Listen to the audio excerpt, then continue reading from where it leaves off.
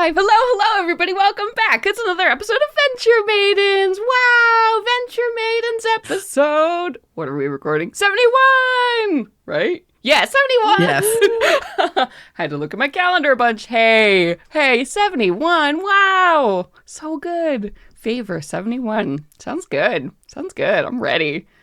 You guys feeling it? Ready? Deep in the fall vibes? Mm-hmm. We're deep in the fall vibes. Deep in it. I know it's been so rainy, so gloomy. I'm like, perfect for a trip into hell.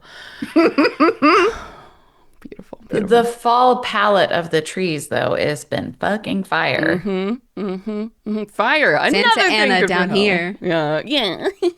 Those palm trees. Yeah. Oh, yeah. Or just literal fire in Southern California, or whatever. Well, luckily we had like a week of rain beforehand, and then suddenly it was 90 degrees again. So we were like, we were all so ready. Basically a The sauna. fucking audacity. Yeah. Ooh. All right. Well, We've fall been is in over a for you. pleasant 50s and 40s up here. Yeah, November as is when it it usually starts to finally cool off. Yeah, November. I remember. You're welcome, everybody. November is my month, so enjoy it. All right. Well, yeah. We've said it a couple of times, but yeah, we're going to hell, so we got a lot of stuff to do. We are on a quest, motherfuckers. So let's get into it. Hey, everybody. This is Venture Maidens, by the way. We are a very adult-themed stream and podcast. We play D&D / Tales of the Valiant. So if you're a baby, get out, because we're going to swear. And we have some content warnings that we just, throw up for this episode. In general, we keep up, a body horror content warning, just because, graphic fantasy violence descriptions, things of that nature. A couple other content warnings for this one. We are in hell, so everyone should be aware that there are going to be general themes of badness. This is a bad place full of evil creatures that do evil things to souls. Yeah, No. It's not good. People are going to be trapped, confined, tortured eternally, blah, blah, blah. So we're going to be doing our best to put up content warnings, that are very specific to each episode, but you never know what will come up, so make sure to check these content warnings as they come up. If you are watching, we will post them regularly in the chat, or if you are downloading the episodes, you can see content warnings on the show notes. For this one, I know we have in particular, insects are going to be a thing, insectoid-like creatures. My pincers already will be featuring this episode. But yeah, that's it. Let's do it. Hey, everybody. My name is Celeste Konovich, and tonight I will be your game master. Hello, I'm Brittany Quintero. I will be your Eldrin cleric, Morana. Hello, I'm Nassim, and I'm your orc fighter, Tony Silvertail. And I'm Sage, and tonight I'll be Aoife Flannery, your sinful satyr bard. Oh, baby. I love it. Also, Tony, you will be playing your beautiful horse, Arrow. Oh, yes! And I'll also be my best bud, partner in crime, Arrow, my Alicorn king. God of horses, winged steeds, Arrow. Yes. So thank you for playing your friend here. But yeah, that's where we're at. Let's do a little recap. Talking a little bit about where we are, why we're here, what we're hoping to accomplish. Oh boy, hold on to your butts. So what happened? Well, for the why, it's been a long time a-coming, but we've been on a big old quest to try and hunt down the Corellans who have been missing from our mortal and fey realms, and we've caught wind that they have likely been collected by the Collector, The curator. the curator, not the Collector. This cute little frog boy. Little frog man. My frog son. I made him. Yes. Who is an archdevil, archdevil. Yeah. And Both are technically correct, but yeah, archdevil. Yeah. Tomato. Depends how fancy you want that to be. he has collected in his crystalline palace, as you could tell if those of you watching by my beautiful background. So after Aoife had gained access and an invitation to this viewing of the collection in his museum, we've then summoned, or Marana summoned, a Fey. What is it called again? Ferryman?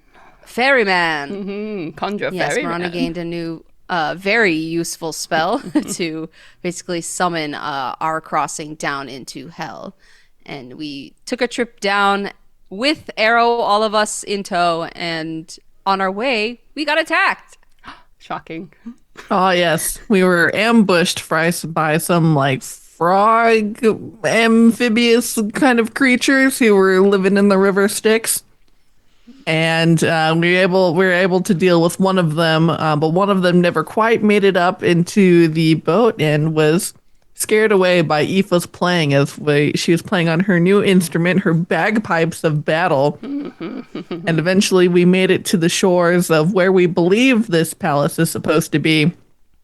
And we heard, I think it was just like a voice that was like, present your invitation. And Aoife took out this black square envelope that she had received that had the invitation from the curator to this crystalline palace. Otherwise, we would literally never be able to find this place and would be lost in a labyrinth forever. And so we presented it and we're like, oh my God, what's going to happen now? Yes. One of the regional effects of the curator, I'll just read that. If a creature does not possess an invitation to the museum, dense fog and a labyrinth of marshes make the terrain within 1 mile impossible to pass. So, good job. I'm glad you had an invitation. I'm glad you didn't lose it. Yep. Anything else That'd be a bummer. we wanted to Oh, add? real. Diving in? Pretty good recap? Pretty good? Pretty dang good. I did have a question last time that I don't know that got answered. Oh, yeah. Rook didn't join us for this. No. Rook is at the end of her age cycle. So while she was cool to join you guys for all the fun at Studfest, she is doing her thing, and by the time you get back, we'll have reset to a more reasonable age. And that whenever that has happened, that is when she is going to want to experiment with the chalice situation and see if you can end her curse. Right. She wanted Thank to kind you. of wait to be a prime age for that, just in case. Just in case it did work, right? And she gets to pick the age she's stuck at. Or not. Yeah, why not pick your favorite to Why start not? with? Yeah, why not? Okay, cool. So let's do it. Yay! Well, here we are in hell on the shores. Yay! Yes. So last time, we had received our invitation after much wheeling and dealing with devils and diabolists. Finally, they had made good on their promise, and you all had received that invitation, secured by all of those individuals you had partied with over the weekend. And you basically had this, and it said, hey, travel down the Styx, come to the museum, and you had been given pretty much no other information on how to get there or anything, based on the assumption that whoever is getting these invitations is probably so fucking magical, with so many resources at their disposal, why would you even need anything more than a name of a place? So you had worked with your friend Poenya, who is, this archdevil trapped in a book, and she had imbued the Conjure Ferryman spell. So she had communicated that. So now Aoife and Marana have this hot new spell. You can conjure basically a baby Charon to take you guys anywhere along the river Styx, which is super neat. So you had sailed your way down there and fought some stuff, gone through some nasty bits of the river, this winding river that goes through all of these different planes of existence. And you would come upon the shores that this ferryman had led you to, where this museum awaits. And as you had presented this invitation, when you'd first disembarked the boat, you had seen, so everything around you so far has been swampy, gross, underworld kind of marshes at this point. Just even those creatures that had attacked you, these horrible frog things, you remember they were in a lagoon, which was in this endless rain of corpses that had been falling down over this waterfall, and just the rot and stench had just permeated this place. You're not in a super fun area of hell right now. And as you had gotten off the soggy boat and ground, basically a wall of just silvery black fog had met you. Like you couldn't see the top of whatever this cavern was. You couldn't see anything around you. You couldn't see your hand like held out in front of your face.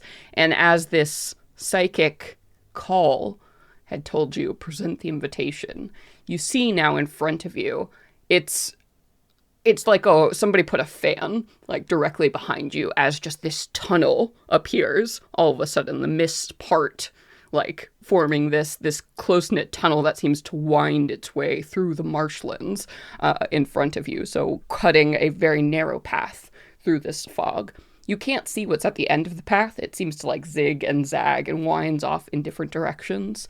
But you can see that there are lights that sort of bob along, like float just within this wall of mist on either side.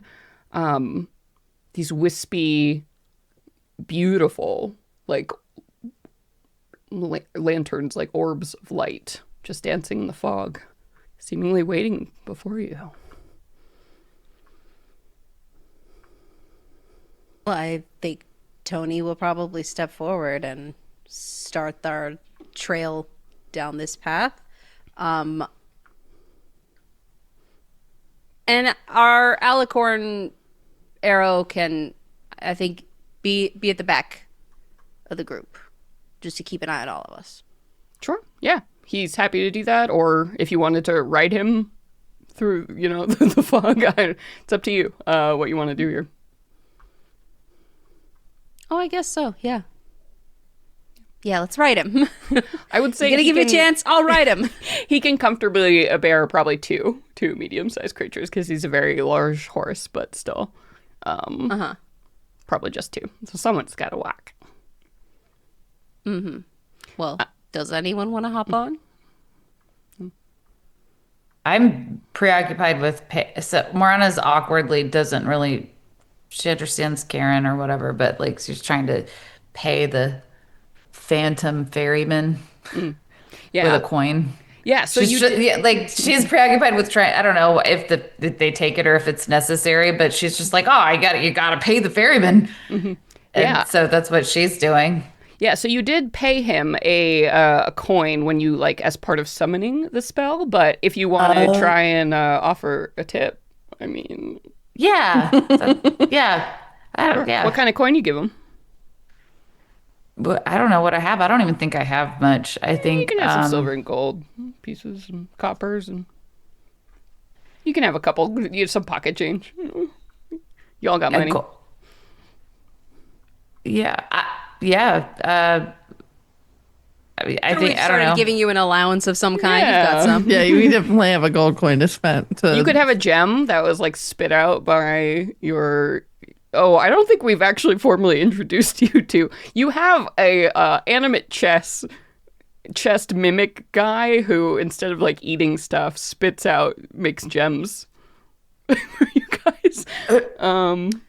So I honestly forgot we had that. Yeah. Oh, okay. Well, I'm assuming that somehow some of that ended up in my purse, and I'm just blindly pulling whatever I've come into first contact with out of my purse, and I guess I pull out a little ruby. Roll a d20 for me. I pull out. Stand by. Oh God, I pulled all these out just a second ago. Standy do. 15. Okay. So as you're digging around in your pouch, in your coin purse specifically, your fingers land on something that you don't quite recognize. You know it's a coin, but it's it's a little bit larger and heavier than anything you were expecting. And if you kind of pull it out of your bag, you recognize it's a silver coin, and it's stamped with a skull on either side. You don't recognize it as any other kind of currency that you know, but something about it is very familiar to you. Do I get that magic sense from it? Is that I forget where we landed with that. Yeah, so you can tell in the game rules as written, you can tell if you're holding a magic item, you can tell. This isn't a magic item, but there's something mystical about it, right? So it's it doesn't have a item with properties, and it doesn't count as magical, but it might be a trinket or something. It's like a ghost coin. Yeah. And you are sure you didn't put this in your bag.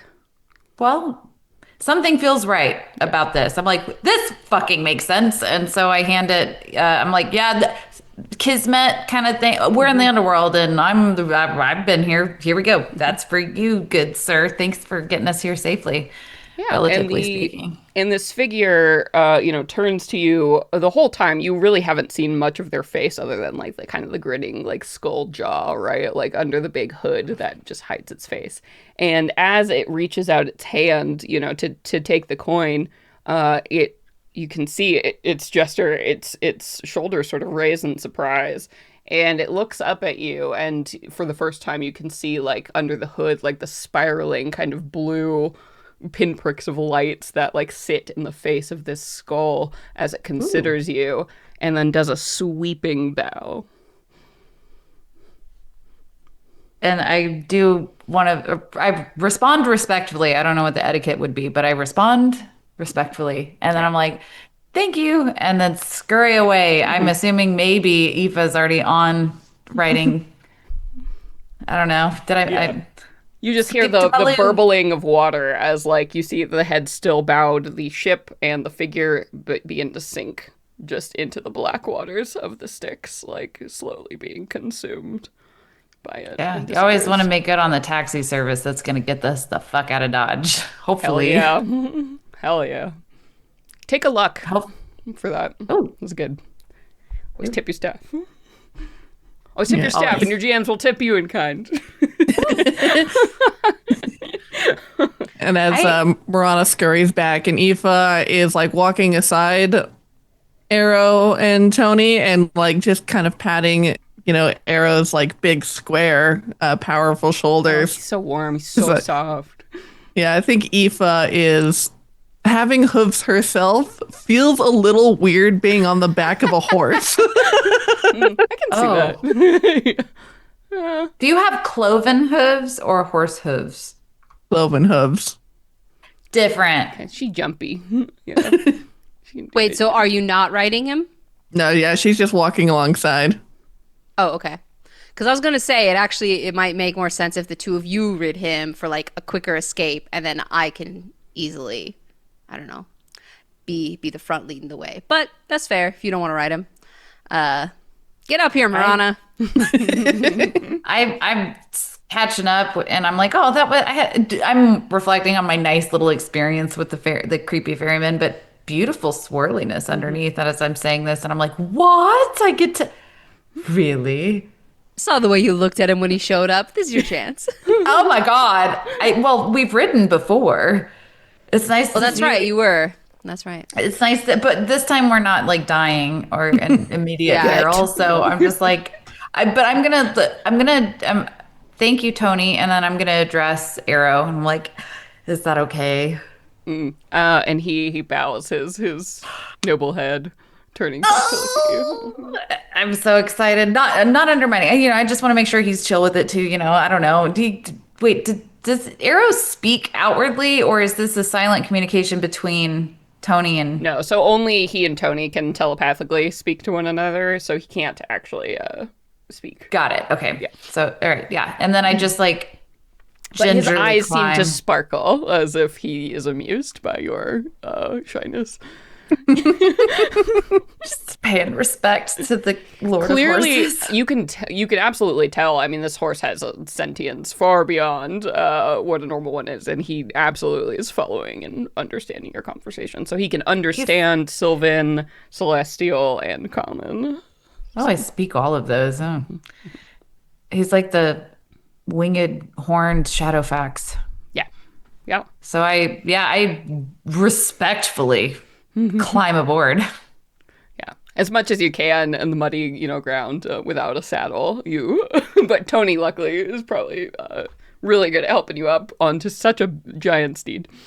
Would animal handling count as me like I just fucking hop up like I knew what the fuck I was doing? I think that'd be more probably acrobatics because he's already so like animal handling is more like dealing with a difficult animal or calming them down or managing their behavior. But I think it's more of a cool acrobatics thing to be like, how do I? Or in athletics. You're I was very just strong. thinking like if I grew up with riding horses, maybe that like in my past life I would have like an inkling of understanding Anyway, I don't know. Yeah. I hop up. Yeah. So you hop up, and it's probably you will probably start feeling pretty grateful that two of you are on the back of Arrow, and it's just one of you walking around as you can continue down these these muddy pathways through this marsh because this tunnel is very narrow. It's very claustrophobic as you were going on. It's given you basically just enough room so like Arrow's wings kind of brush, against the edge of this mist wall here. And Aoife, are you walking in front? I think she would be like slightly behind to kind of keep an eye out on the rear and to let the biggest thing take the most attention in the case of any bad news coming our way. Fair enough. It's also kind of nice. Arrow's large hooves sort of slough off the mud and kind of clear like a flat path for you that you can like follow behind, in that little trail. And yeah, you can see, I mean, underneath you, it's technically solid, but it's marshland, right? So you're stepping through basically a deep puddle all the time. And the swampy ground here is black and smells not great. And every once in a while you see like withered reeds or like, clumps of rock or something, and you can hear the sound of like bubbling in the distance, like maybe there are mud or tar pits somewhere just out of reach. But it's very disconcerting that you really can't see much of where you are around you, other than these lights that bob around you, these different sort of enchanting, almost hypnotizing colors, these swirling blues and golds, and these orbs seem to follow you, as you go along. But the longer you stare at them, you find yourself getting pulled in and kind of have to reassert your attention back to the front. What is everybody's passive perceptions? 14. Okay. 17. 18. Damn, all right. Jesus. Y'all are aware. Oh, y'all nature folk. That's why. Aware. And I have a thing that makes me extremely perceptive. Hell yeah. Depending on if it's sound or sight. I was about to say you could smell bullshit from 2 miles away. Well, this is sound, if it makes a difference to you. So Aoife and Tony, you would probably start to notice this before Marana. At first, you're moving along and you're winding your way through this labyrinthine, mist tunnel, making your way here. And other than like the sucking and slapping of mud, like as you're moving along, and the clang of your gear and bags as you're rustling, you're making your way down this path. It's pretty quiet at first, and then you begin to hear the whispers crawling across the back of your mind. And at first you're like, well, it's something in my ears, like, like a buzzing bug, something. No, it's low chattering whispers that it seems the longer you're here, the more you can kind of make out these sounds. They're voices of dozens of different voices just whispering. You think maybe from the mist, and you're trying to pick out what exactly they're saying, but it's in all different languages and different volumes and very garbled, but you're sure it's coming from the mists all around you. And it just seems to be getting louder and louder, these whispers, and people talking about memories or other people or promises. It's hard to pick out exactly what, but it's not a great feeling as it's starting to come over you. Are you doing anything about the whispers that seem to be growing louder in your mind? Isn't this one of the things we were warned about? That it's like without our invitation, this is part of the area where we would get lost in? You were warned that the marshes of hell are not a great place, and there are a lot of like lost and, damned or ruined souls that kind of drift aimlessly around this place. Yeah, something about the fog surrounding it, whispering and spirits, and something about them being dangerous. But yeah, so this vaguely recalls some information that you've learned from lore and such. I think Aoife feeling these voices starting to creep at the edges of her mind, and she is starting to like shudder and to feel uncomfortable and feel like itchy in her skin.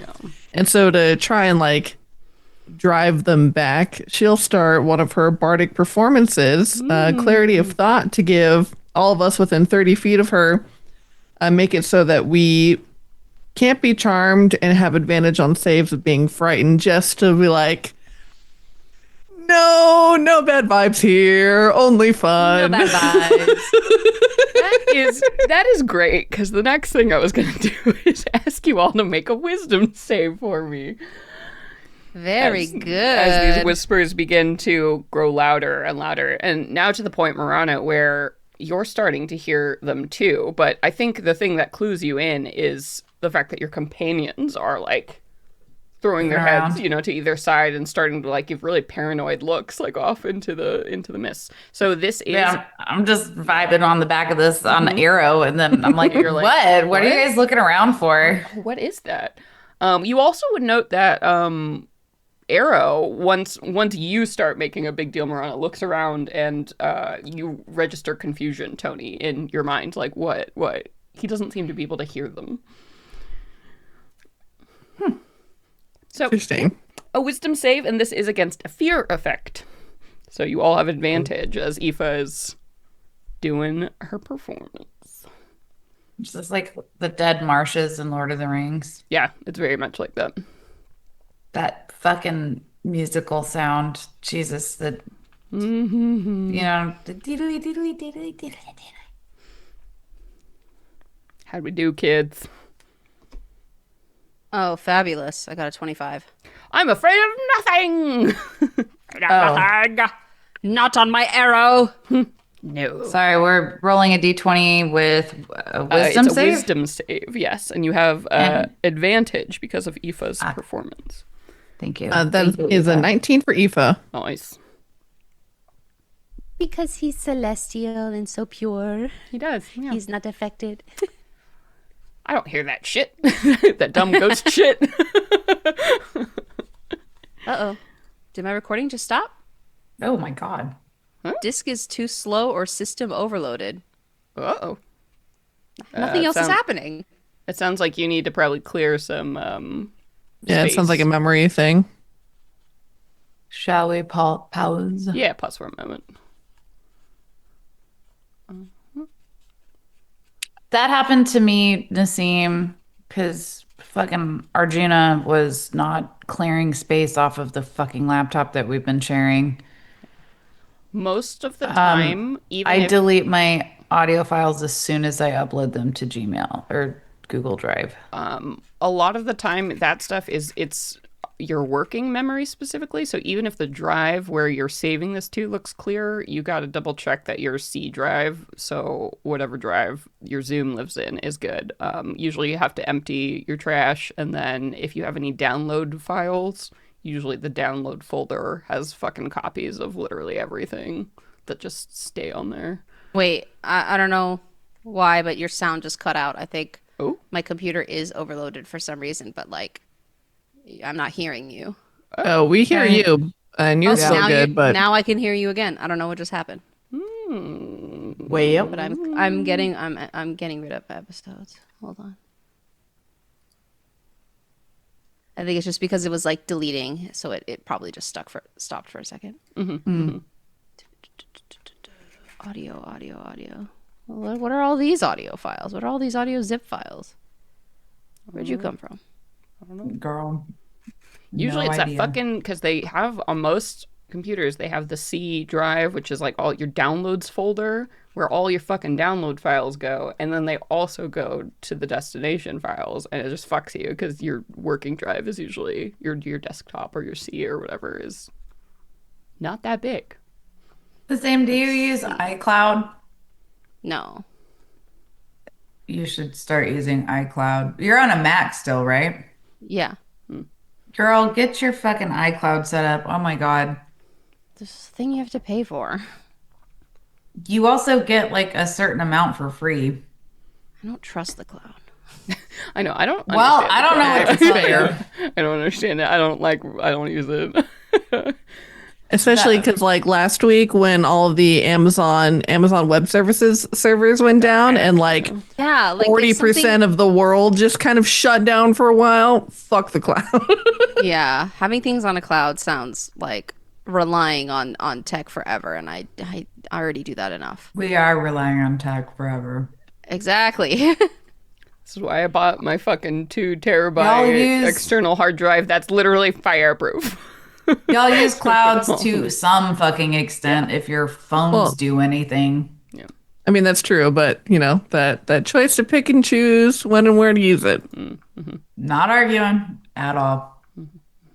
My parents use it, and I mean, granted, they're in their 70s, so I don't always seek their advice or example, but like, I've seen enough of how many issues they have, and I've tried to work on it, and I'm like, I don't even use the Oh, cloud, so yeah, I don't know. no. I'm sorry. No, I've been using it for fucking years. It's very helpful.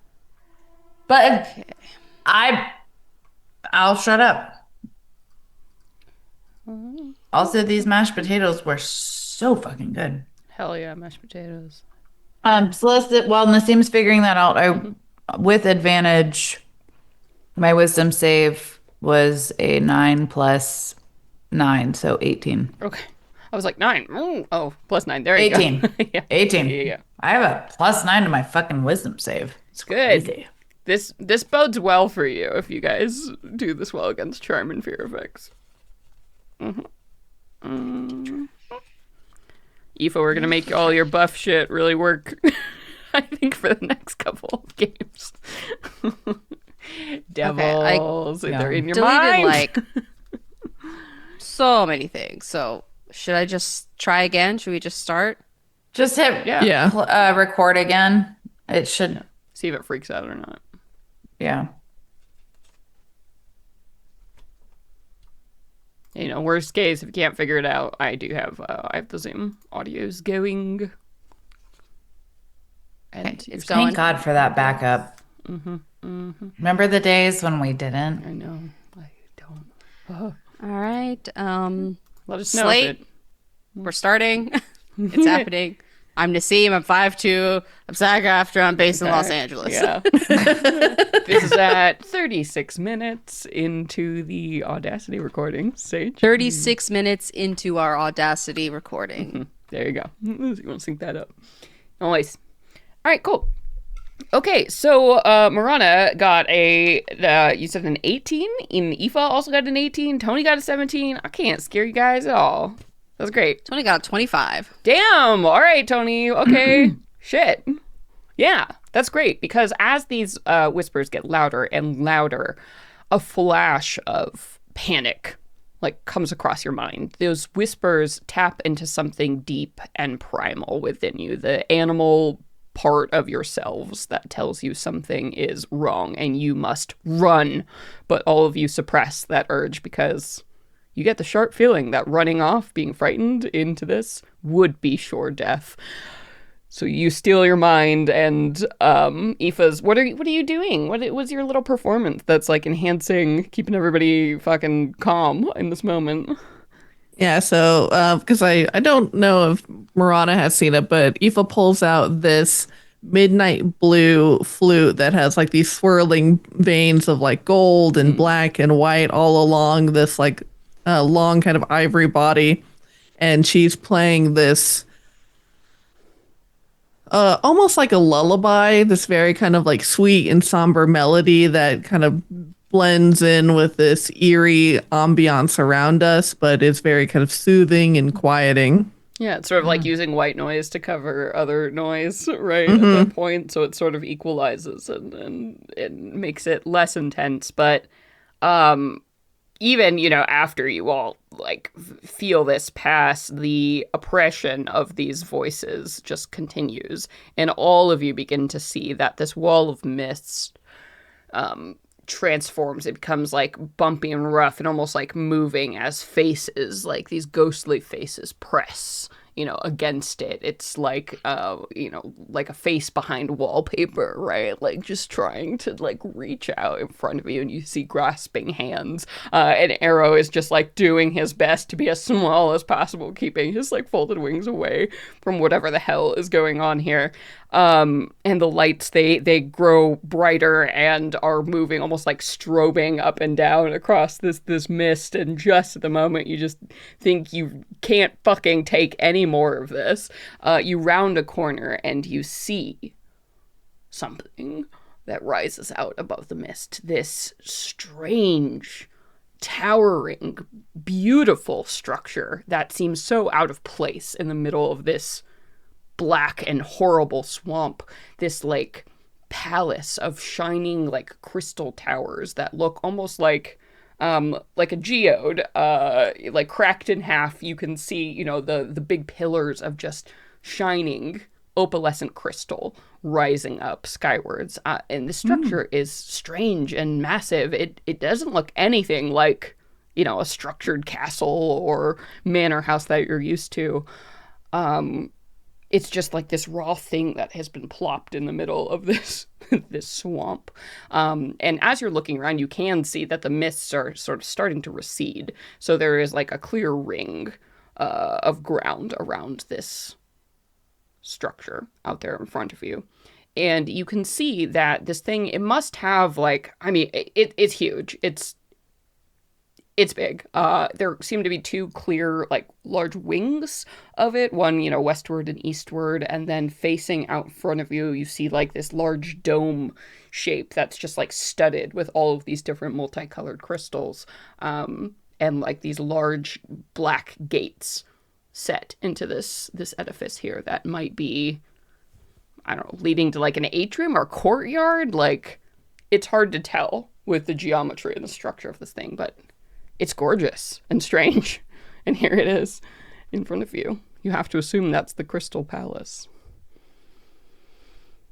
Well, I suppose we've made it.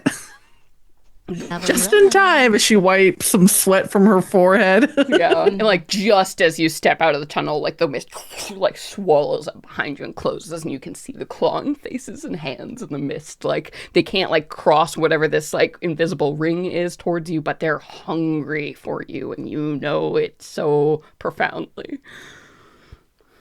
Oof. Let's get onto that little patch of land in front of the thing as soon as possible. Let's get the fuck out of here. We'll think about what happens when we leave later, I suppose. That's a problem for future maidens. Yeah. I don't know. I'm like thinking, I just had to look it up. Is this like the Morgul Vale? And I don't know. I'm doing Lord of the Rings references. Oh, it feels a lot like, I mean, that this is something in fantasy phenomenon. This is a hell spirit nexus wall of bullshit. Yeah. Yeah, it looks kind of, I mean, but the structure's so weird. It's really not I like need anything. the visual. Yeah. Yeah. Also, Deadass Willy Wonka and the Chocolate Factory, the original with Gene Wilder, went everywhere, like through that little fucking terrifying moment. It's definitely the feeling you're getting here. The atmosphere here is otherworldly. You are like, I kind of described it before when you got on the river Styx. It's, the hells are exactly the opposite feeling of the wilds, but in the similar in a weird way, because in the wilds everything was more like all of the sensory, the delights and everything, it was all enticing and heady and turned up to 11. This is the same thing here. Everything is turned up to 11, but it's the despair and the gloom and the paranoia and the fear, all of that so sharp. It's like all of you are feeling yourselves being stretched, like a piano wire, like anything could just cause you to snap. And it's just the oppressive atmosphere of this place. Yeah. I would say those of you who are like actually touching Arrow feel better. like literally better. So I don't think Aoife, maybe your feyness is kind of protecting you from it, but Tony and Miranda, the minute you like dismount or stop touching Arrow, it like comes in. But something about his nature repels the otherness of this place.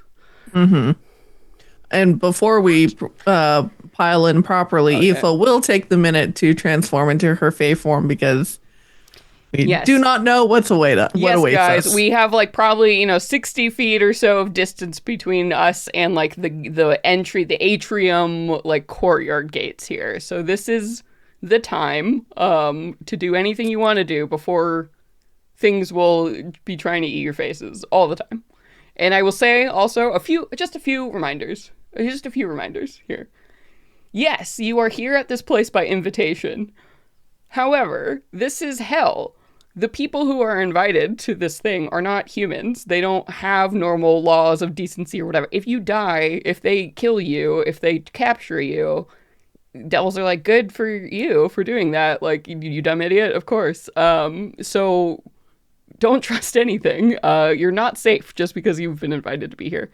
Room to room, it might change that situation. So be aware, be ready. Two, there is a couple regional effects in place that once you enter the museum are going to be a happening. So a few things to remind you. Let's see. Right, okay. The oppressive, like, anxiety and, like, soul energy of this place makes it impossible to gain the benefits of a long rest while you are within the museum. It just isn't going to happen. The fog that surrounds the lair and permeates the lair is filled with whispering voices, barely visible forms of spirits. The spirits harass living creatures, making it impossible to benefit from a long rest while within the lair or within 1 mile of it. Oh, also, the marshy land within 1 mile of the lair is home to an alarming population of frogs and toads. Hell's really got a... It's just this specific cut out. corner. Yeah. Oop. Oh, okay. Do either of you also, I imagine, Aoife, do you have resistance? Does anyone have resistance? You do? Okay, I have it as a cantrip as well, so then I'll just cast it on myself. So, How long does it Before we last? go It's in. only like a minute, right? well, Let's use this when it's time. well, I have it as a cantrip, so I can use it over and over again, at least. I mean, yeah, I suppose. I mean, so do I. I also have it as a cantrip, but also it requires concentration. Yeah. And it just gives us a D4. You know what? Y'all busy yourselves. I'm gonna be on autopilot. I'm gonna look up and Morana's gonna like try to find her happy place by remembering her rituals and seeing if there's something she can do Yeah. All right. while we're visiting. But yes, so you have about 60 feet or so in front of you, and like I would call this, so the entryway in front of you, to clarify too, it's you there because there's like that weird dome space in front of it, like that's before you get into the main like towering structure here. So that dome almost looks like a massive greenhouse or like a glass atrium. Yeah, very much like what if you are watching the podcast right now, what Nassim has in her background. So it's a space before the entry space, so you can assume that is, yeah, probably some kind of courtyard or something. And the gates that are in front of you now, you see they're not like full proper. They're black, like iron gates, like bars that are currently closed. But as you get a little bit closer, you can actually see that there don't appear to be a lock like on them actively right now. And in fact, one of them seems to be swinging open. You can kind of make out shattered chains lying in the mud That in front of us or behind us? in front of you. In front of you. Okay. So the gates that are barring the entry to that like atrium sort of space. So Got maybe it. something has already gotten in there. Why would, if we're invited, why the fuck would the place be locked up? That's Morana part of says out Cargo loud. inside, though. I suppose that's part of the experience. Like, there's new escape rooms that have been popping up in Phelan. It's a break-in room. Yeah, exactly. It's a break-in room.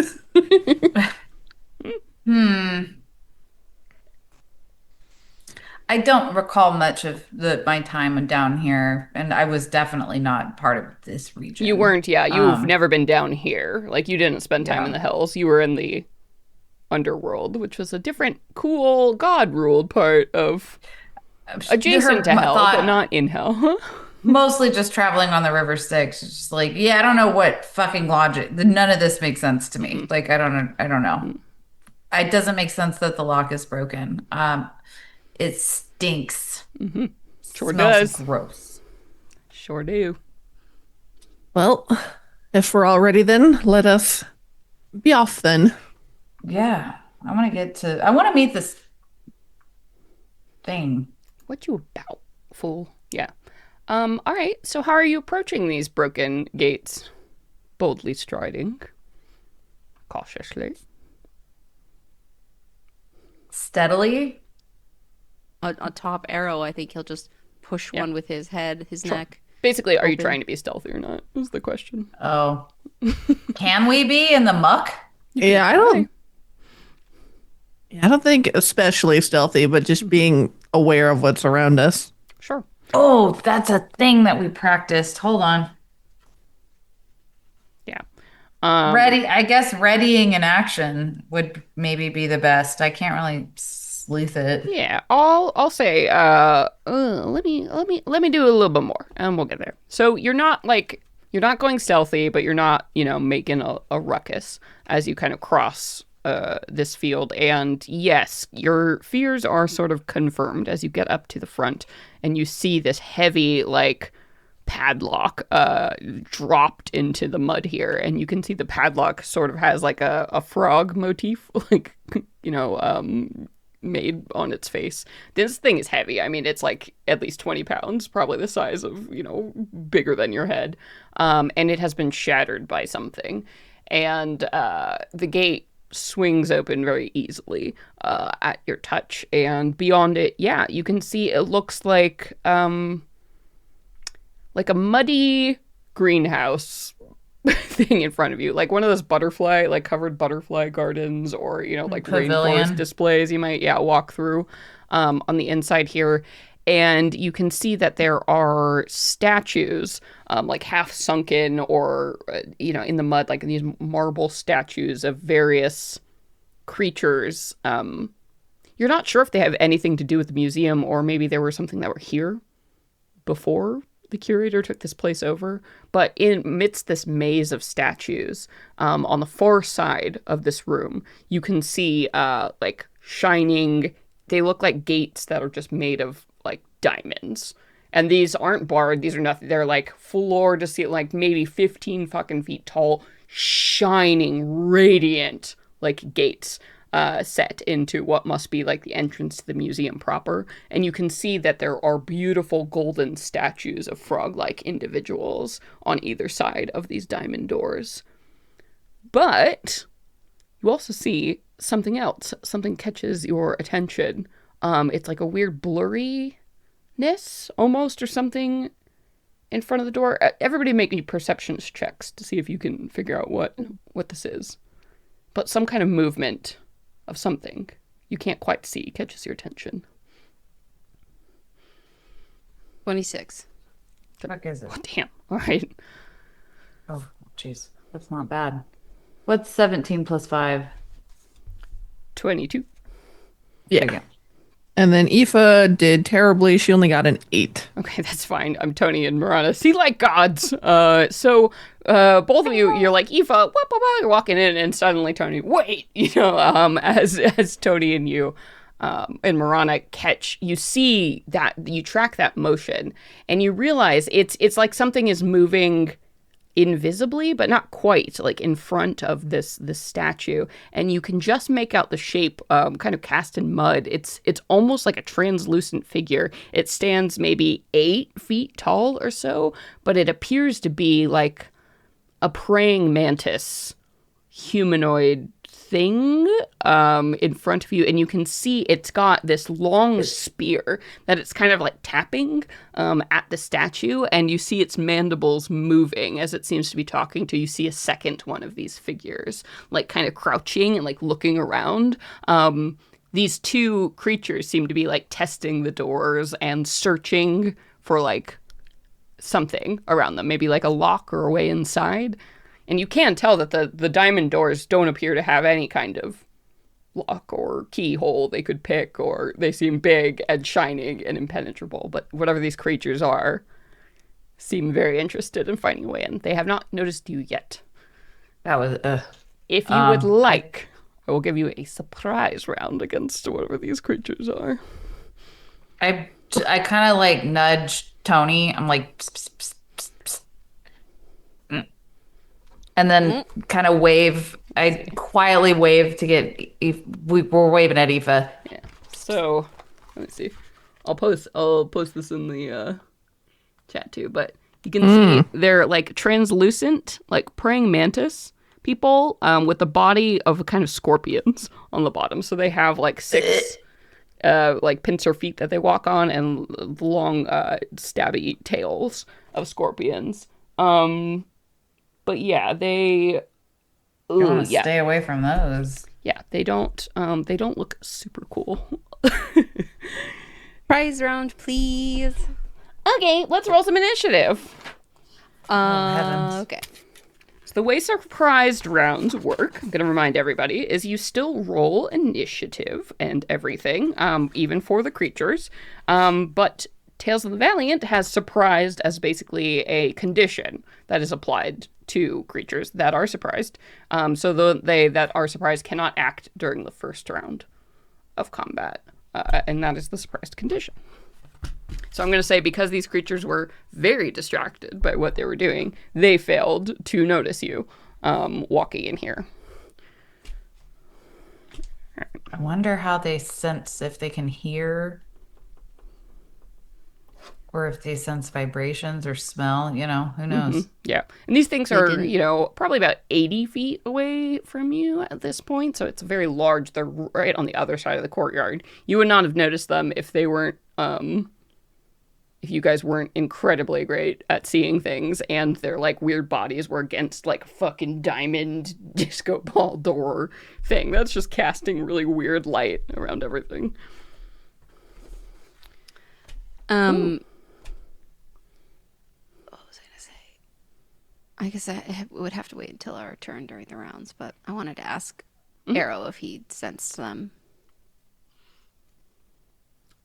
Does he have something to sense? What's his perception?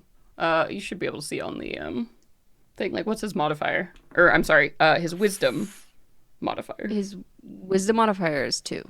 Oh, okay. Wait, actually, he should have a perception score, right? Value on there. Should he? Yeah. So it's under speed.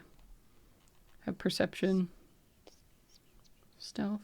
60 feet, 90 feet. Oh, yeah. Perception is 12. Okay, so no, he did not notice them. So with creatures, unlike in Tales of the Valiant, every creature has a flat perception value and a flat stealth value, just to streamline the process of, like, now creatures don't roll anything. It's just PCs that roll to meet or beat things. So he's basically working with a passive perception all the time. So a 12 wouldn't do it, for sure. Okay. Okay, I see Aoife has a 10, but what did everybody else get for initiative? 16 for Tony and a 1 for Arrow. Oh, Arrow. Dirty So 20. he's like, what's the problem? I don't get it. Why are you guys so jumpy? His hooves are mucked. And as a reminder, Tony, there are 2 ways you can run Arrow in combat. So if you want him to act independently, he'll keep his own initiative here. But if you want to just, like, use him as a mount for this, it'll be... he'll just go I in think your we'll do initiative. independently this time because there's 2 of them. Yeah, for sure. All right, Morana, 30-20, cuckoo, and let me roll for my boys. Oh, fuck! All right, it's fast. Okay. Okay. Oh, they're both really fucking fast. Okay. Wonderful. All right, Marana. You have the first move here. So you see these two creatures, yeah, just poking at with their staves and sticks. And you can see they're both actually laden with a few different bags that are hanging off of themselves. They sort of have a bit of a Mad Max, like, demon vibe about them. And you're like, these might straight up be just locals who are like, hey, shiny ass shit. Let's get in there. Let's take whatever that I'm- treasure is. They're trying to I pull a have this Louvre. like No one's safe in hell, even the landowners. all right, so I guess I think it might be worthwhile to do a knowledge check with Yeah. the thing that I have. I would Um, say, don't you have special knowledge related to fiends and I outsiders? do. Okay, what is Yeah, I that? got What is that again? advantage on checks to recall, interpret Mm-hmm. info about celestials, fiends, and outsiders. So that's what I would like to maybe Hell yeah. do, I would so I say can. I would take an arcana or a nature or even a religion check I'd let fly for fiends specifically. Okay, the first roll without adding anything is a 16, and the second one is a 15. Okay, so we're Okay. gonna go with 16, and then I'm going to pick the highest fucking skill that I have, Hell yeah. if that's all right, Yeah. which will probably be, you said Arcana, religion, and Or history, nature. or Nature. nature. Fuck, I'm gonna go with religion. Okay. So what's that total? Oh, thank you. 16 plus 6. Yeah, okay. All right, 22. Okay, so you're like, what are these things? What are these things? Something, something. You know what these are. They're called mire fiends. So you know these things are demons. Okay. So that means that they probably have nothing to do with the curator, who is an archdevil. Historically, demons, devils don't get along. So it's safe to assume these guys are not working for the people you're here for. They are agents of chaos and probably just here gonna fuck your day. So it's probably better to just blow them up and move along. You know about mire demons, mire fiends. They inhabit magical swamps. So yeah, usually like swamps of the abyss or swamps of the hells. They form, basically tribes that like roam around and take land and murder other things. They're intelligent hunters. They tend to work in large packs.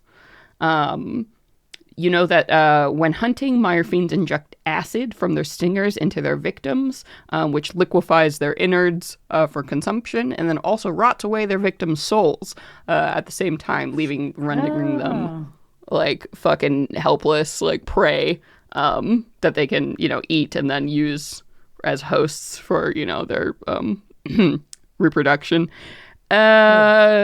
Yeah. Yeah, they can corrupt souls, yeah, through the poison. Yep.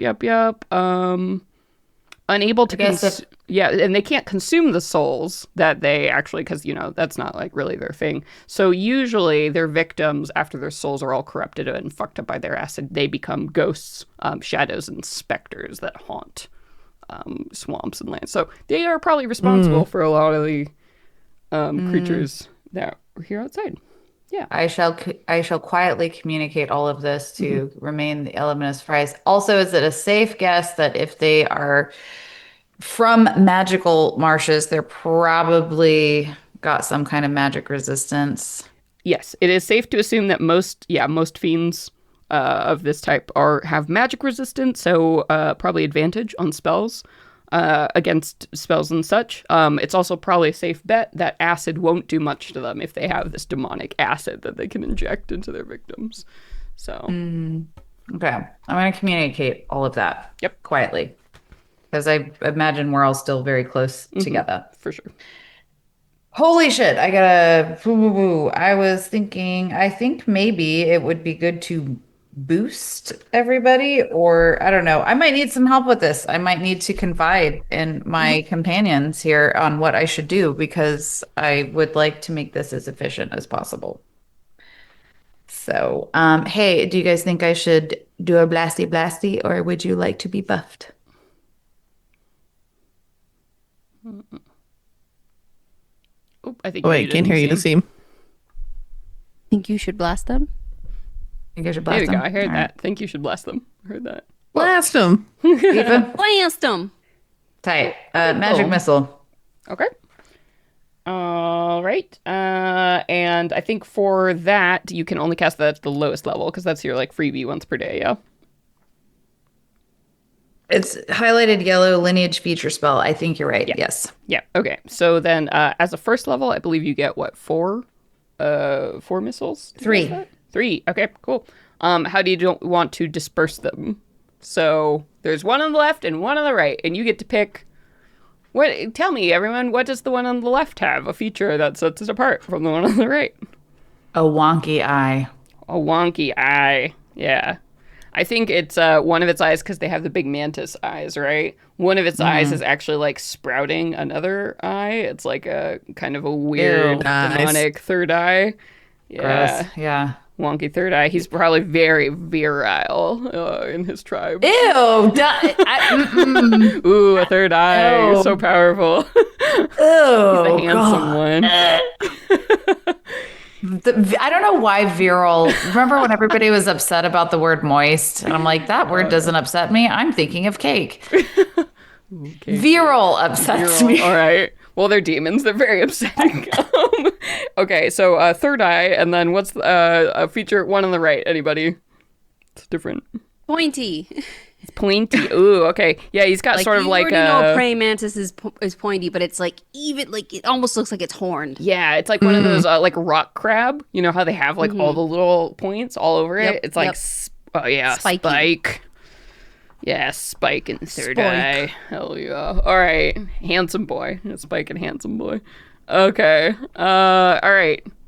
So do you want to hit the handsome one with two, or all three at the handsome one, or I'm some at disgusted Spike? by the word viral, so I'm putting.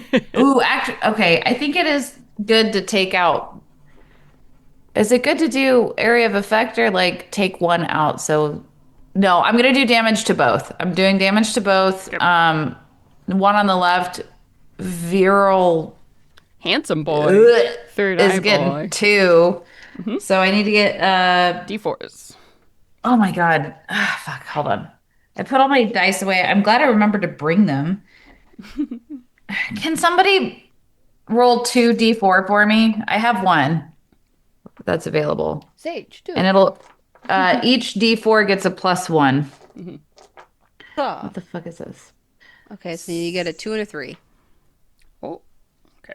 You added the +1 Yeah. to that. Okay. Yeah. So 2 points of damage, 3 points of damage, and then 4 points of damage. Nice. Okay, so 9 points of damage. Sorry, Sage. You saved that roll. Okay. Handsome boy. All right. So here we go. 9 points of damage. Okay. Sorry. The majority of those points go to handsome boy, but I do want to put damage to pointy boy. Got it. Okay. All right. So Let's do 3 points of damage to pointy boy and the rest to Handsome Mr. boy. Viral. Handsome boy. Okay. Spike takes 3. Got it. Okay. Yeah, so you like pepper these magical missiles, and you see like the seeming like hidden, almost like camouflagey effect that they kind of have. Almost like it was a chameleon effect that let them kind of fade into the background. Like drops for a moment, and you see like that jade green, like telltale that mantis like armor as these things, and like they turn, they swivel their heads all the way around without having to turn their body, and like blink, looking at you in surprise, like holding their weapons, and just this horrible language comes out of you. I don't know anybody. Do I speaks recognize it? Abyssal? Shit. I don't think I have that I don't one. think anybody I have to does. double check.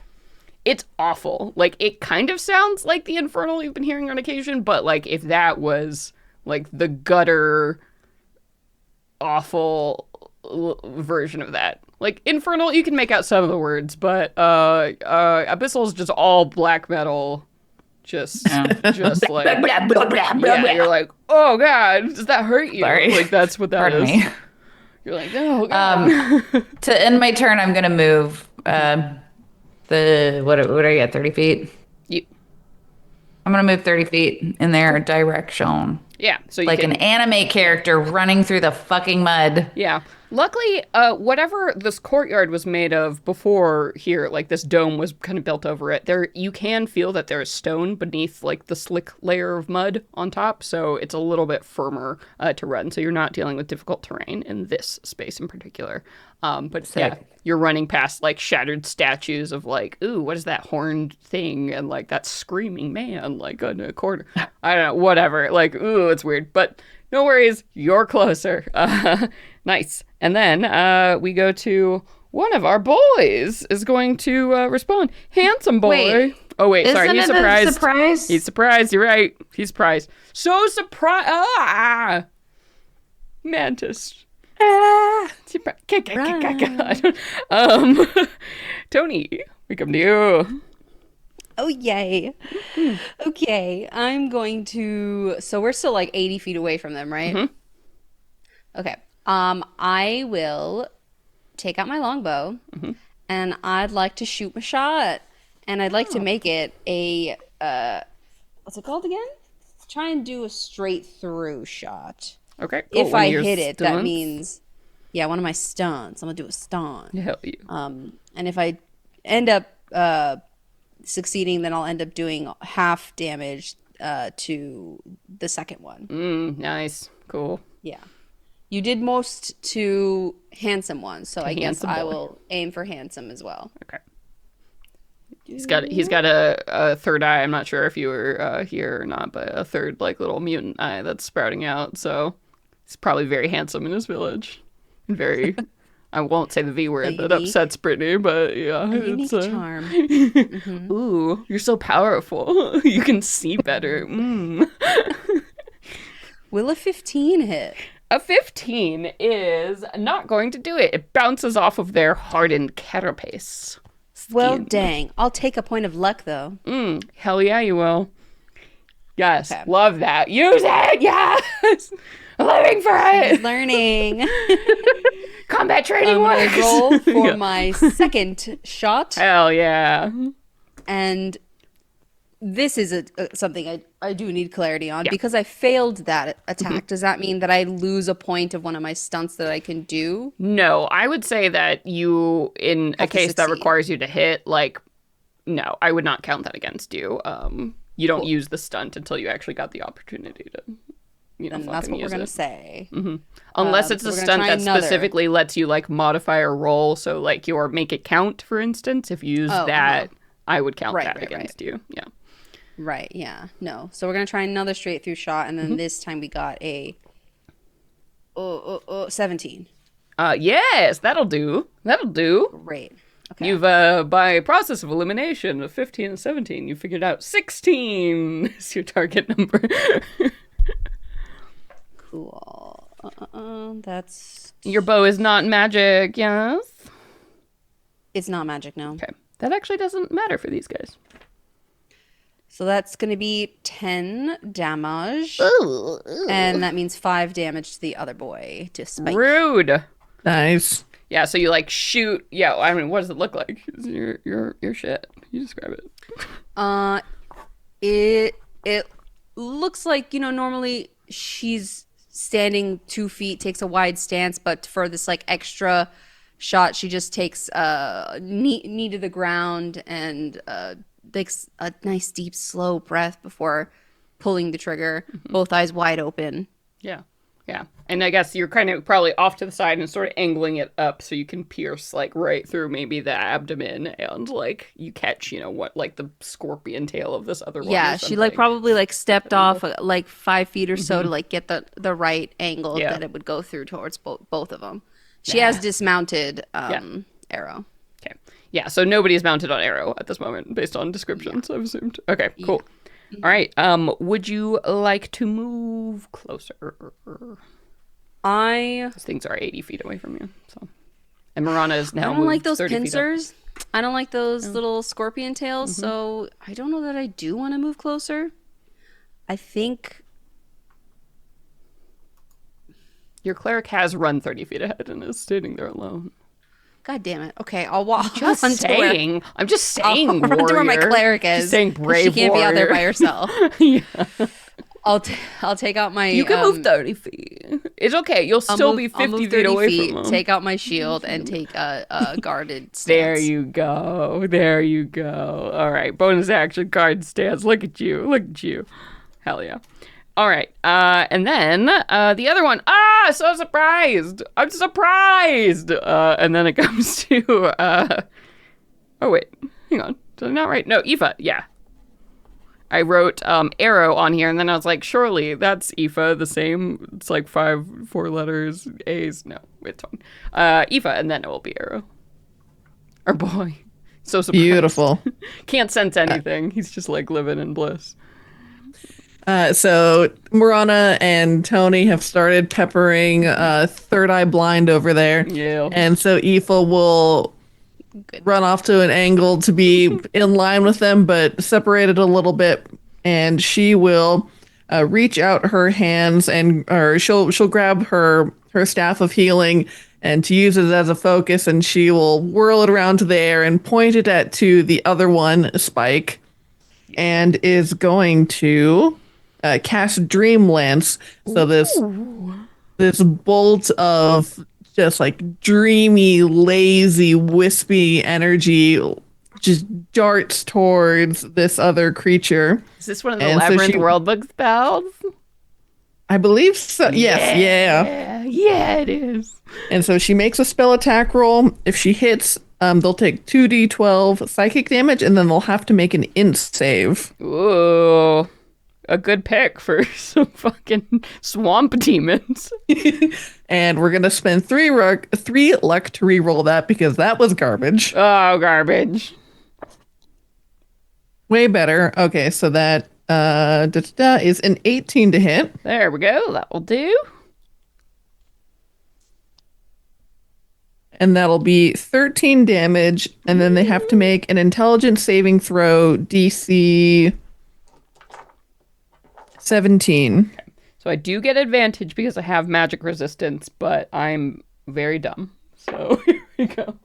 All right. Okay. Well, even with advantage, that is a 16. You squeaked in with that one, kid. You squeaked All right, in. so that one is going to become frightened of Morana Oh. until the end of its next turn. Okay. I love that. Or no, Wait, it was just that- becomes frightened of the nearest creature. Oh yeah. So you want to pick because Tony and Miranda both ran up. So let's see. Yes, it gets I'll say since- disadvantage, right, to hit. So whichever one you're more concerned about. So we'll pick Morana and then Yeah. Pick Marana. I've got some good buffs to. You've also got armor for days. It's already very hard to hit you, Tony. and it also can't willingly move closer to Morana. Rude. Ooh, that's Nice. Yeah, frightened And so yeah, creatures. that'll last Yeah. until the end of its next turn. Oh, it has disadvantage on all ability checks and attack rolls while the source of its fear is within line of sight. So it has disadvantage on everybody and everything and can't move any closer to anyone. sick. Ah! Ah! I'm so surprised. Ah! It's clutching its Yeah. pearls. Yeah, these Spike is shrill clutching his insectoid pearls. sounds. You know, weird little keening and black metal riffs. It's not pretty. It's not pretty at all. All right, and then Arrow. What is Arrow doing? He can like fucking run, go the whole He's so fast. I guess he's faster flying, but he still has like 40 fucking feet of movement or something. Sorry, will you ask that again? Arrow. It's his turn. What is he doing? His turn. I think I want to try this divine pounce. I want him to fly up, and then how's Third Eye Blind looking? Okay, Third Eye Blind, previously known as Handsome Boy. They still got some juice. They still both got plenty of juice. About the same Okay. amount of juice. Yeah, well, divine pounce on Third Eye Blind. Cool. Read that to me. I believe. Can he move that far? Moves at least. What is his movement? Speed is 90 feet. Okay. Flying. Yes, right. And then if he's What? That's bananas. yeah, he's the god Unless of I'm reading this alicorns. Like, I wrong, don't it know says when- 60 feet, comma, and then fly 90 feet. Yes, so That's 60 90 feet is how for fast he flying. can run on a turn. Yeah. And he can fly 90 feet on a turn. So he's the fucking fastest creature in the world, obviously. Okay, yes. Zooms So, over. Boy. yes. So, and then just read the trait aloud, the divine pounce aloud for the team. If the alicorn is flying and moves at least 20 feet straight forward, a creature then hits it with the hooves attack, and on the same turn, the target must succeed on a DC 14 strength save or be knocked prone. If the target is prone, the alicorn can make one hoof attack against it as a bonus action. And stomp it to death. Yeah, cool. All right, so he leaps up into the air. 90 feet of fly is certainly enough to get the clearance he needs, and then, move the 20 feet he needs to slam down on Third Eye Blind. And so here we make that hooves attack. Did they fail the DC 14? You have to make the hooves attack first and hit with it, and then Oh. after dealing the damage, he rolls the save. So it's honestly just better. So as part of the same turn before making the hooves attack, if you move at least 20 feet, so you make the hooves attack, you'll deal the damage, he'll take all the damage, he has to make a strength save. If he falls that's what down that on the says. ground, And then then you hits it with the also hooves get attack. another bonus to stomp him. Great. So it's good. It's very good.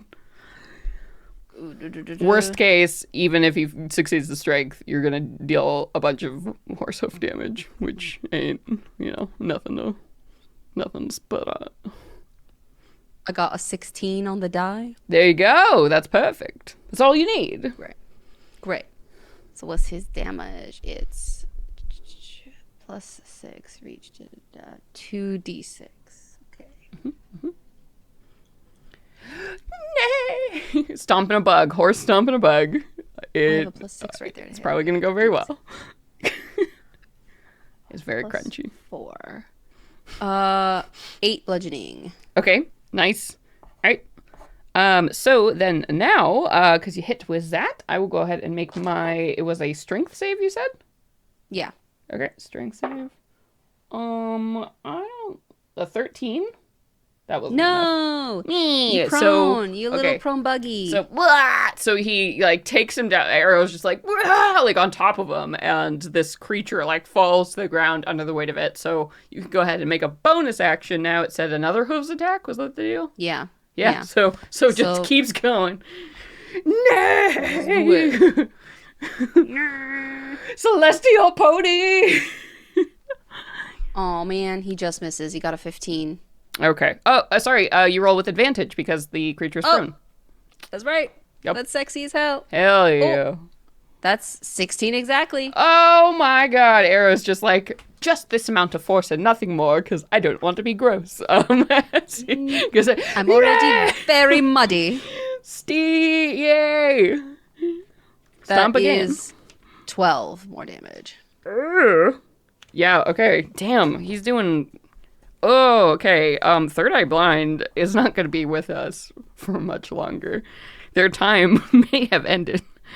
Shocker. Spoiler One hit alert. wonder. That bitch, my friend. Spoiler alert. I think that third eye has been squished officially. And my he's God, living up squished. to it. We did it here on the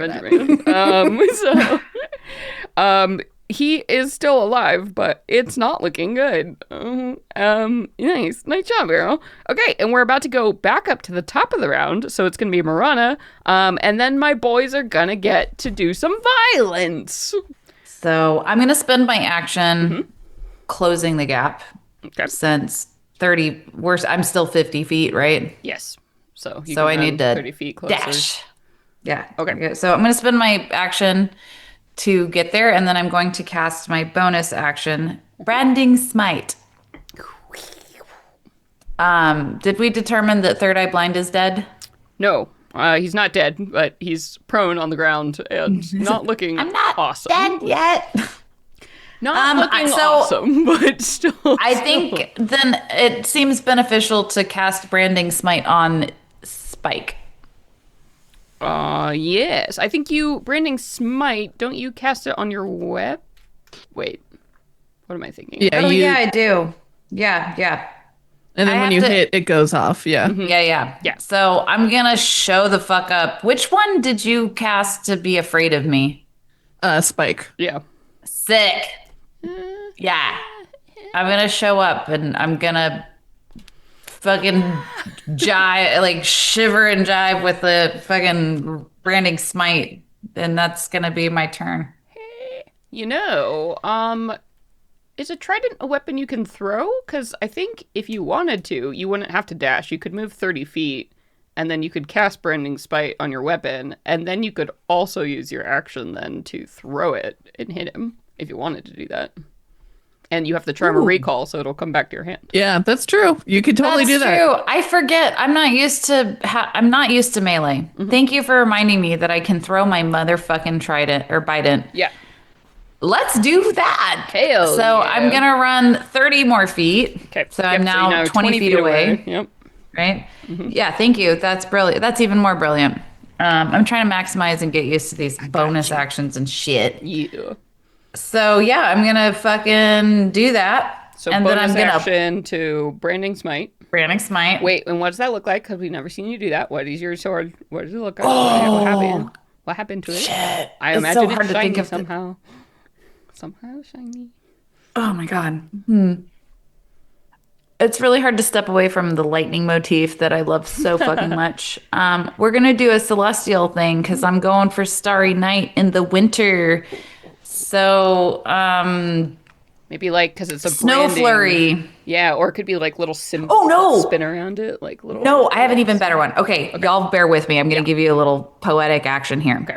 You know when it's fucking freezing Yes. cold and you step outside and it's a full moon and you look up and it feels like the air is frosty, but there's a crystal clear ring around that fucking moon. You know what I'm talking about? Looks like there's a hole in the sky. Yeah. We're doing that. It's going to kind of my fucking Like this Biden corona starts to glow. almost. Yeah. And then that like tiny thin little like it's not even really glowing. I don't know how to just if you see it, you know what it looks like, Yeah. and it does that. It does that fucking effect. Cool. Yeah. It's That's an your and you- area. to throw it. So go ahead and make me that ranged attack, I believe. Or can you make a?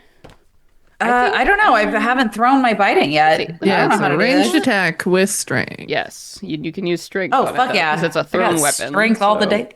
So it's the same as your melee attack bonus, basically. Okay. Oh my god, that's insane. But I roll a d6. Okay, here we go. Roll to hit first, the d20.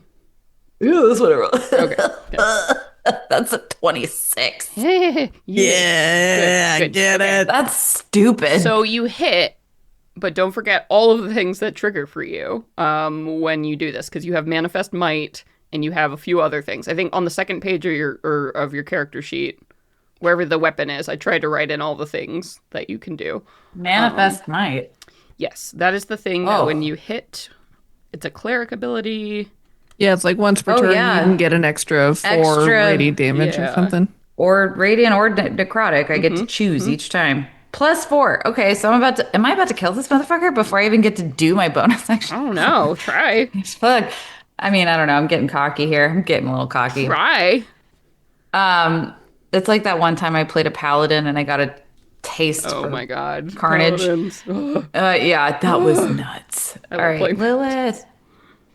Yeah. So actually, okay. So I get to add 4, but I still have to give you my damage. Yep. For so yeah, that Biden. roll your damage, and then you add your strength modifier. That's what's written on your sheet there. That equation. So start with that 1d6 + 6. because it's magic. So well, that's gonna be 11 points of damage just Okay. without. Nice. And then I get to add 4.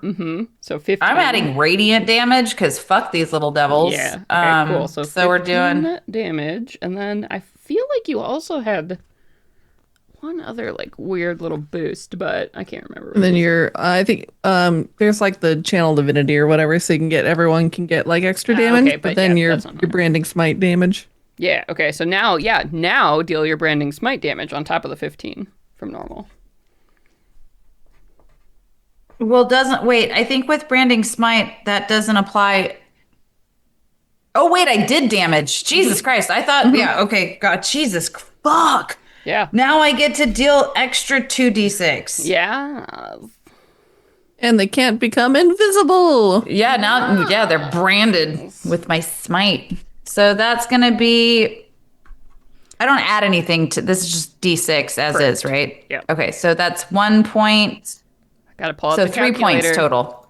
I pull out the calculator. That's all. How much damage you're dealing? Okay, yeah, nice. All right, cool. Yeah, so you deal a massive hit. You spear this lobster as this is happening, and that corona that was around your weapon just illuminates this creature now and surrounds it, making it basically it cannot hide from you as it is branded by your smite, and with that little charm that you had that was hanging just off of the end now, that charm of returning, this thing pierces through like the body of this, and then you hear a sickening crack, crack, crack sound as you see it moves in reverse, and the creature staggers again as it's ripped out of its chest, and it flies back perfectly into your hand.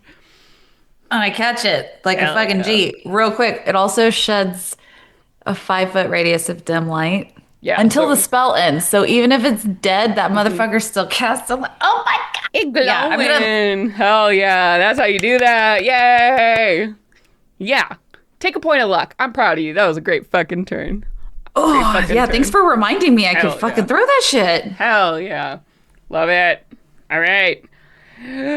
But then now it's time. Third Eye Blind. He's on the ground. He's so sad. He's not afraid, though. He's not afraid, but he's going to get a turn.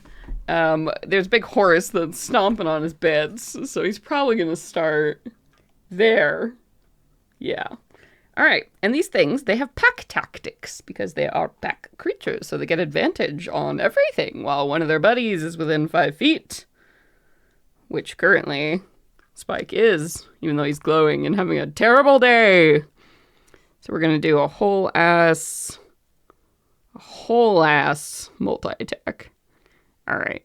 So he's going to start with a mandible. Nope, stinger. He's going to try and take down Arrow in a big way. Here we go. All right. This big horse on him. Okay, 19. Is that going to hit Arrow's AC? I assume so. Oh, Yes. you're okay. Yeah. All right. So 19, that'll hit. And I need Arrow. He's immune to poison. Oh, well, that's great because I was about to deal a bunch of poison damage, and then is he immune to the poison condition as well? Yes, sir. Oh, well, Celestials coming to. It's almost like we knew he would be really useful against Howl Demons or something. Okay, so he's gonna ignore the 3d8s of poison damage I would have dealt, but he is gonna take piercing damage. So he's gonna take 8 piercing damage from just the stinger, and as you see this greenish venom that kind of sprays would inject into your friend, you just see this glowing nimbus of celestial light just dissolve the poison away, just leaving blood. But Arrow's resists it with his celestial power. And then our boy is going to throw a spear behind him and try to hit the squishier ones. Marana, you just attacked his buddy, so he is throwing the spear over, basically, over his shoulder while he's grappling with Arrow here. And we're going to get you... A 22 is going to hit you. Oh, boy. All right. So, Marana, you are taking... 8 piercing damage. Luckily, just the 8 piercing damage. Okay. And then, he just threw his spear, so he's actually going to do another mandibles attack on Arrow for his last attack here. Will a 13 hit Arrow? Yeah. Okay, that's the problem with being a huge horse. A huge, naked, beautiful horse. Alright. Big, easy target. Alright, so Arrow is going to take 12 slashing damage as the creature clacks at him with his mandibles. Ugh, third eye. What a jerk. so and he sensitive. stands up, so he's not prone anymore, but he's not moving. So he's not triggering an attack of opportunity, but no more advantage. And that's going to bring us to Tony. You can feel Arrow's pain as he's getting slashed and bitten, stung by this creature. Didn't like it. Okay. I'm going to run forward. Yeah. Get a bit closer. They are Within still though 20 at feet. they're what? They're only 20 feet away from you if you ran 30 Oh, feet okay. last turn, and then you ran 30 feet this turn. What? Okay, great. Yes? Then Do you need me to roll concentration? Were you hit? Yes, I Yes, took damage. then yes, you need to take roll concentration. Yes, please. Thank you. Sorry, Tony, didn't mean to interrupt. no, but it's okay. I thought you were asking me.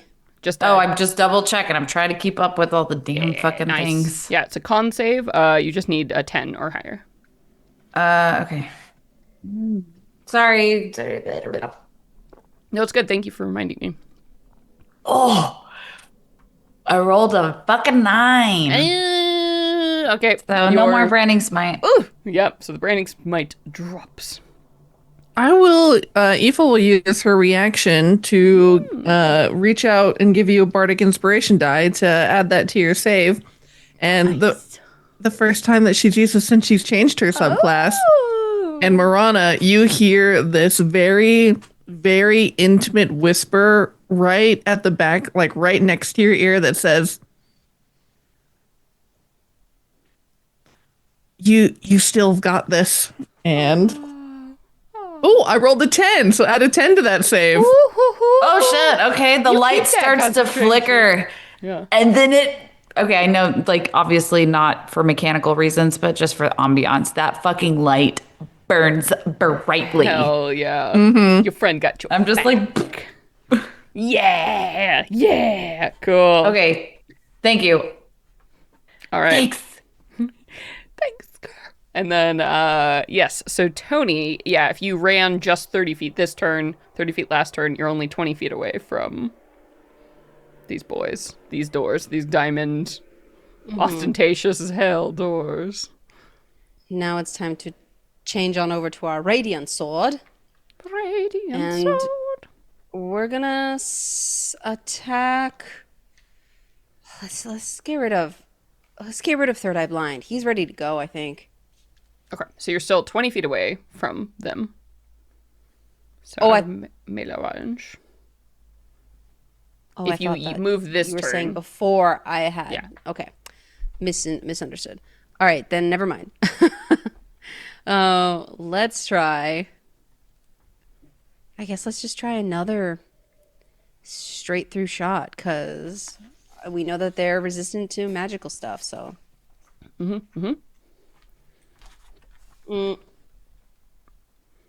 Yeah. Okay. Oh, beautiful. That's like a 22 to hit. Yes. Okay. Yeah. So 6 damage to Third Eye, Ooh. which means 3 more damage to Spike. Ah! They so gross noises. Gross abyssal noises. I can't do I'm getting over a cold. I'm not gonna fuck with the instrument, but it's gross. Nasty. It's nasty. So you can do your multi-attack with that bow. You can fire again. Okay, that was bad, but I have 3 luck points, so I'd like to re-roll that. Bend and re-roll them. Yes. Yes. And that means I still get a luck point for that bad roll, right? No. No. Okay. Because you're re-rolling it now, so if you hit, Right. Okay. it's you hit. That's fine. But if you fail this after spending the 3 points No. on the I re-roll, got it. then you would get the luck point. We got 17 this time. Yes, that'll do. Scrape it in there. Luckily, there are a lot of cracks in the shells and wounds, and these things are bleeding out. 5 more damage to Third Eye. Nice. Chipping away. He's held together with lobster dreams at this point in mud. So Hang on, Arrow. I'm coming. I'm running as fast as I running as fast as I can. My one weakness as a fighter, distance. I don't know if anyone is near me to bother taking the guard action. Marana is. Marana is. So you've been okay. keeping pace with Marana. Then This yeah, whole time. okay. Yeah. I'll guard as my bonus action to end Nice. my turn. Cool. All right, and then Spike. It's his turn. He's so afraid. It's disadvantage on everything, but he's gonna try. He's gonna try his best. And he can't willingly move closer to the source of his fear, but he can try and attack you. You scary, shiny woman. Yeah. So, all right. Step one. He is gonna try and wait. Can he? Yeah. All right. 3 things. Oh. Can't move closer. So he's going to throw a spear at you. He's going to try to throw a spear at you. You're throwing stuff. He's throwing stuff. Everybody's throwing stuff. He gets a natural 1, which feels so right because he's so afraid of you. So he's just, and you see him just like drop his spear in the mud. He's like as this happens. And then so he's going to try and hit Arrow with a stinger because he's right there. Oh, that fails just so fucking miserably. He's gonna try and hit with a mandible attack. Oh my god. So I rolled a 1, a 2, and a 3 for those. I'm just, all right, you've ruined him. Spike, he has no confidence. He can't even. He gives up. Aoife.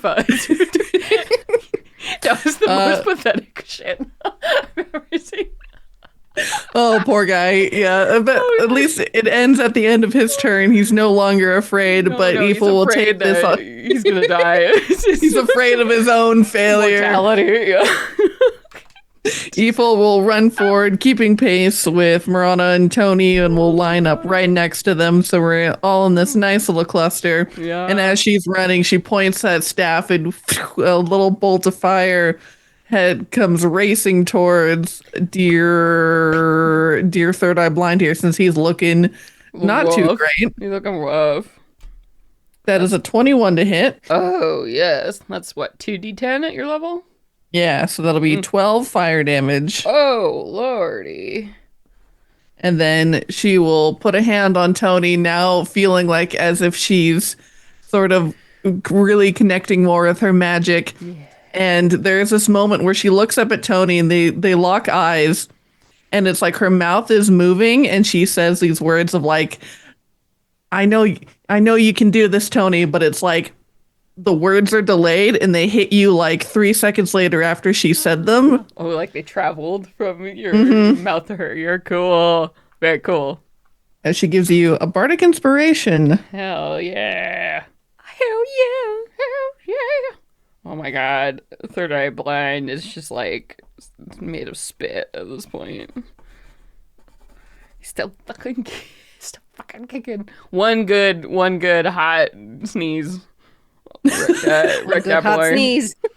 That's the name of my memoir. One good hot sneeze. And Arrow it's his turn and he's in front of him. So I think the sneeze is here. Or the hoof, whatever. Oh yeah, it's Arrow. Here Yeah. we go. Here we go. Multi-attack Here we go. with our hooves, baby. Kiki. Time to put you to rest. You stay down there in the mud. Oh yeah, honey. That's like a 19 to hit. Yeah. Yeah. Not so handsome anymore, are you? Are you third eye blind? Fucking God damn it. I don't know why is this upsetting.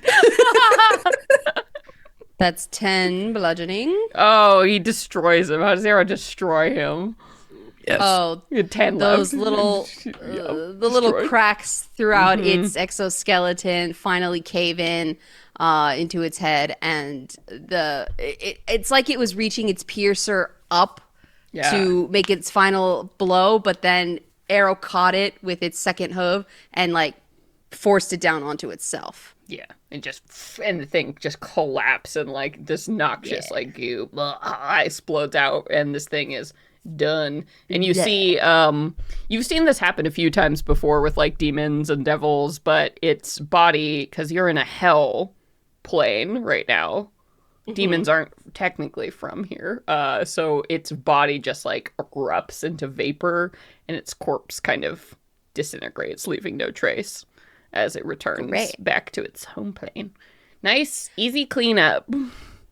Then I'd say for its second attack, it's gonna do rear Spike is hooves like kicking. Yeah, it was front hooves down onto third eye, and then kicking back onto Spike. Let's go. That's a is that gonna do it? That's a 9, right? Yeah. Oh yeah. So wait, no, 15 to hit. Fuck. Ooh, not quite. Not quite. Arrow got a little cocky. You got a little cocky. That's okay. little He cocky. deserves it. Every once in a while, bat a celestial horse. That's okay. It's all good though. We're coming up to the top of the next round. Marana, you've got one. Wait, can he move? Can he move? Can he? He will provoke attacks of opportunity since he's not flying. Never Or mind. if he wanted to fly, though, I think he has the flyby trait. Does he have the flyby trait? I think because I flying? merged some stat blocks to make an alicorn, and I was like half Pegasus, flying? half unicorn, and smush them together. So he might not have it.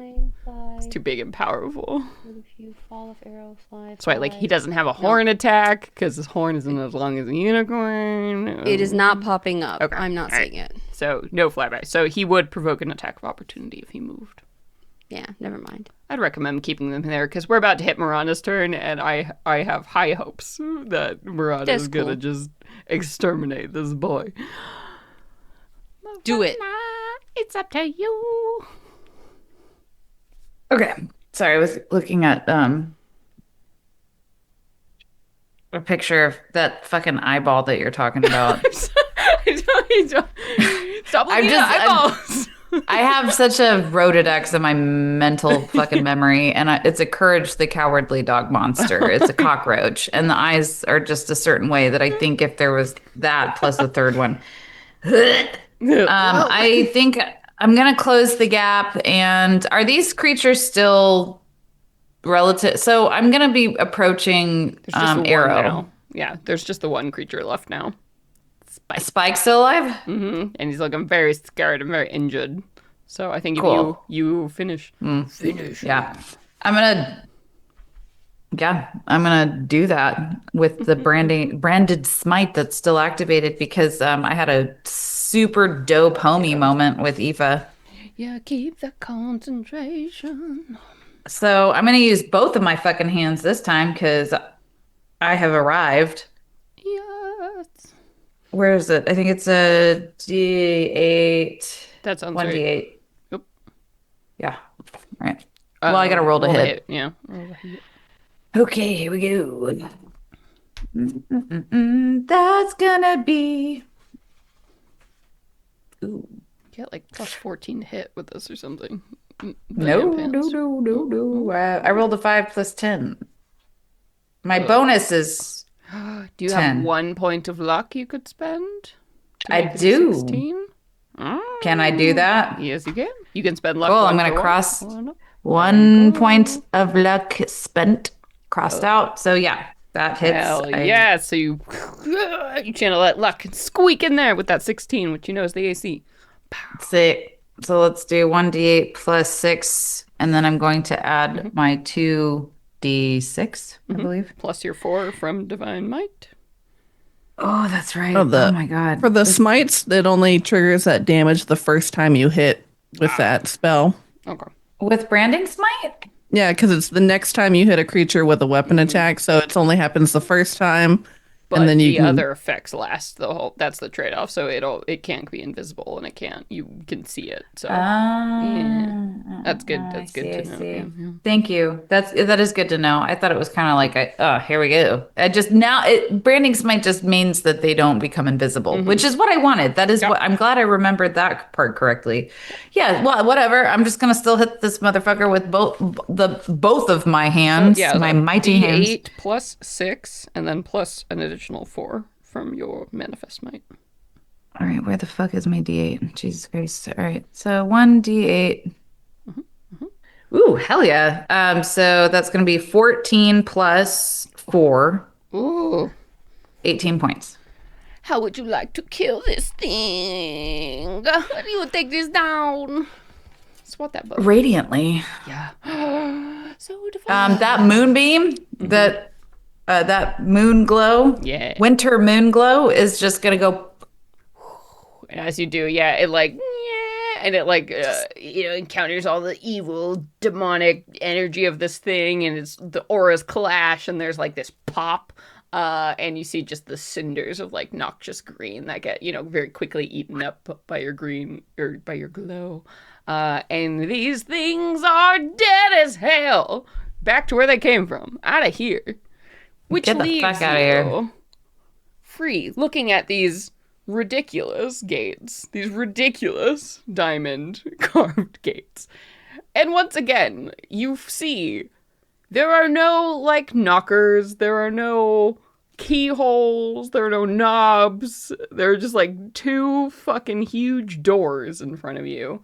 And you see now that you're closer and like all the, panic has gone away. There are two like frog monks. Like that's pretty much the only way you can, like, if there were two monks and their heads were replaced by like big old frog heads that were proportional to human-sized bodies, like on either side, sort of folded like elegantly in front of like the statues standing on either side. They look fucking ridiculous. So clearly I think part of all of this, but that's what you got in front of you here.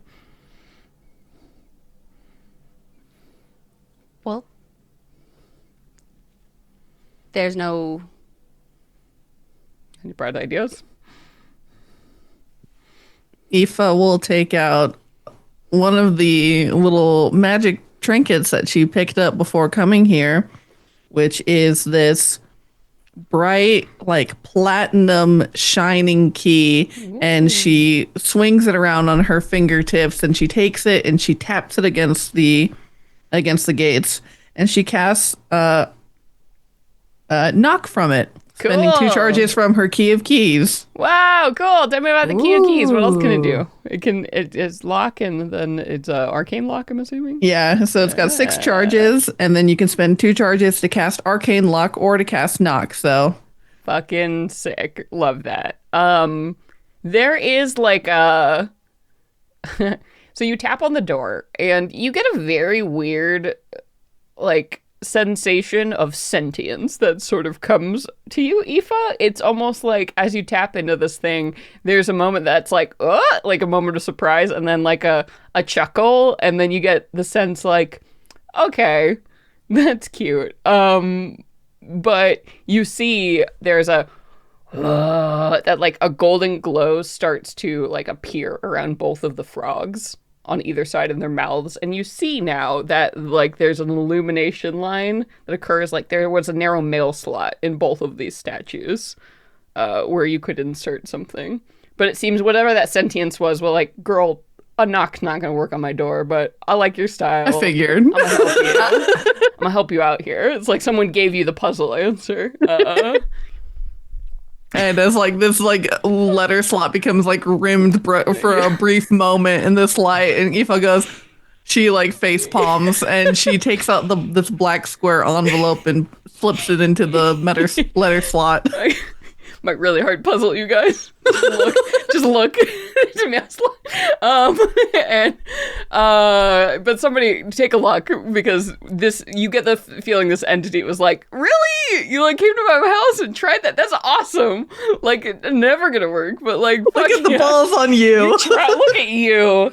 Look at you. So yeah, you toss that letter, that invitation into one of these statues, and there's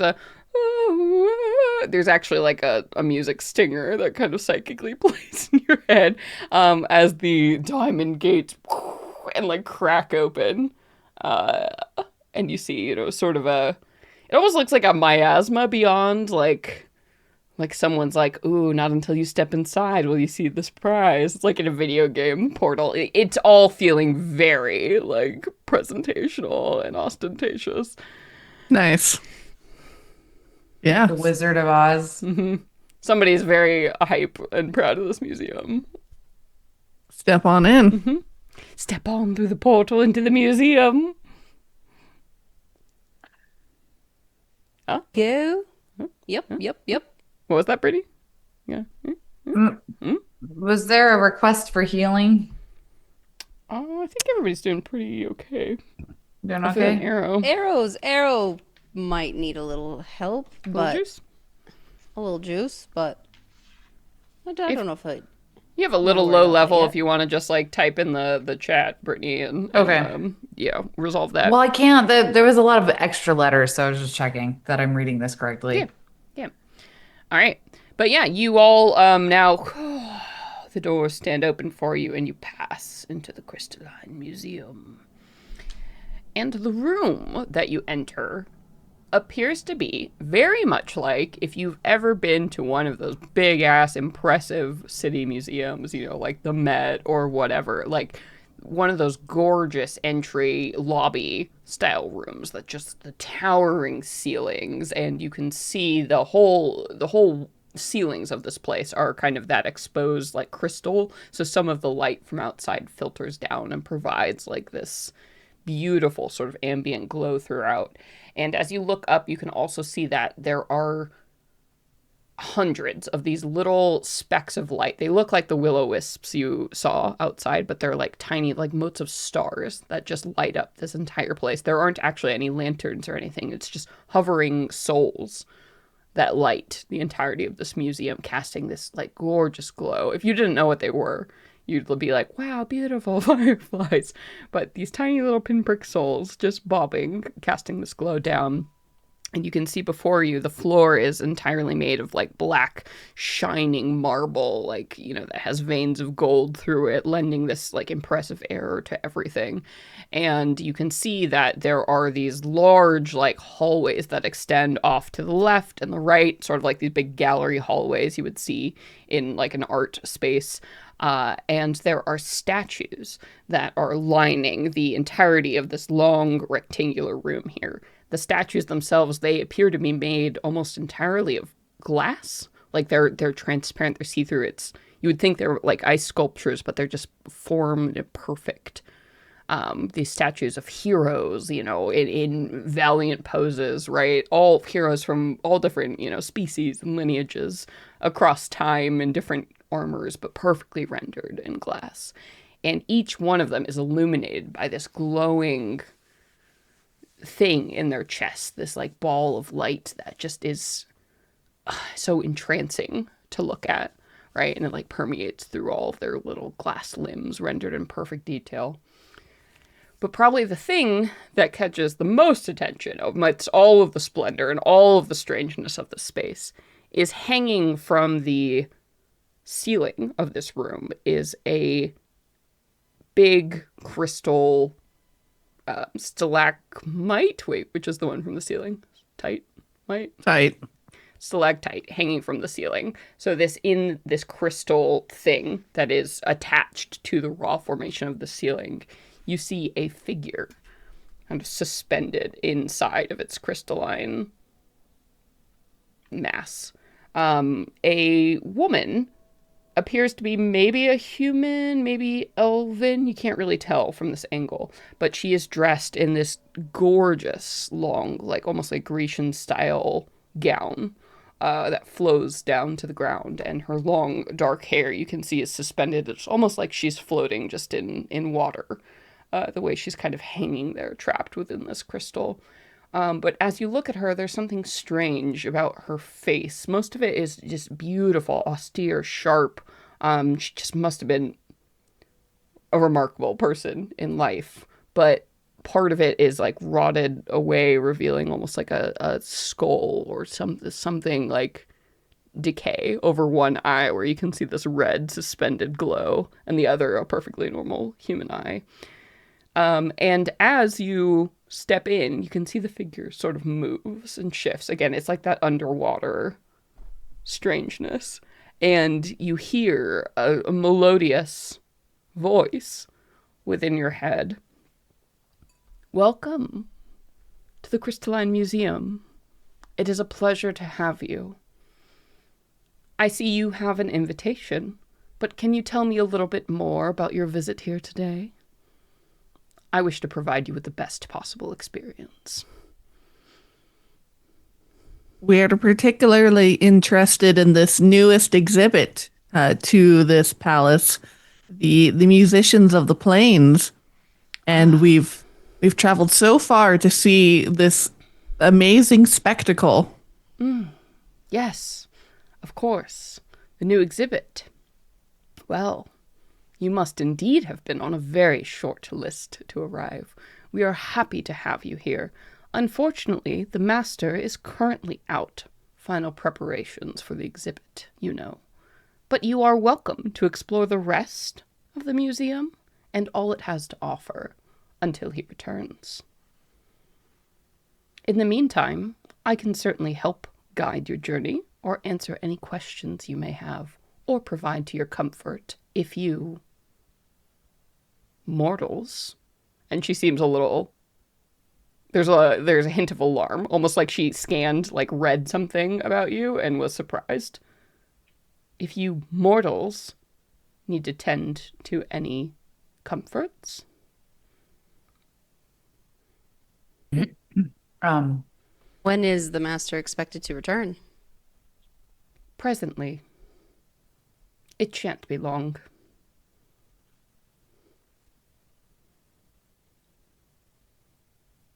May I ask how you were familiar with this exhibit? How did you hear about us? It is very strange to have individuals from the mortal plane amongst us. Forgive my curiosity if it seems to be overstepping.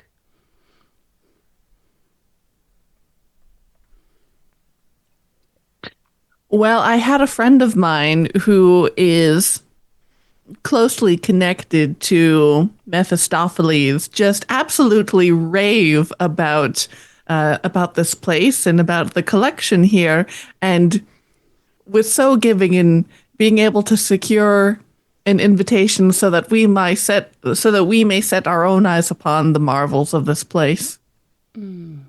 Oh, Mephistopheles. I see. Well, that explains much. She leaves it hanging in the air at that. Well, all right then. There's some attitude there, I guess. Mephistopheles, as a reminder, archdevil of like magic and arcane, and so Mephistopheles was the kind of the patron, diabolical patron of your tiefling, gross wizard friend. Mm-hmm. So this floating crystal woman seems to have some kind of And I see you, in particular, have extraplanar ties. But I'm curious. You and you, the mortals here, and a celestial beast, if I'm not mistaken.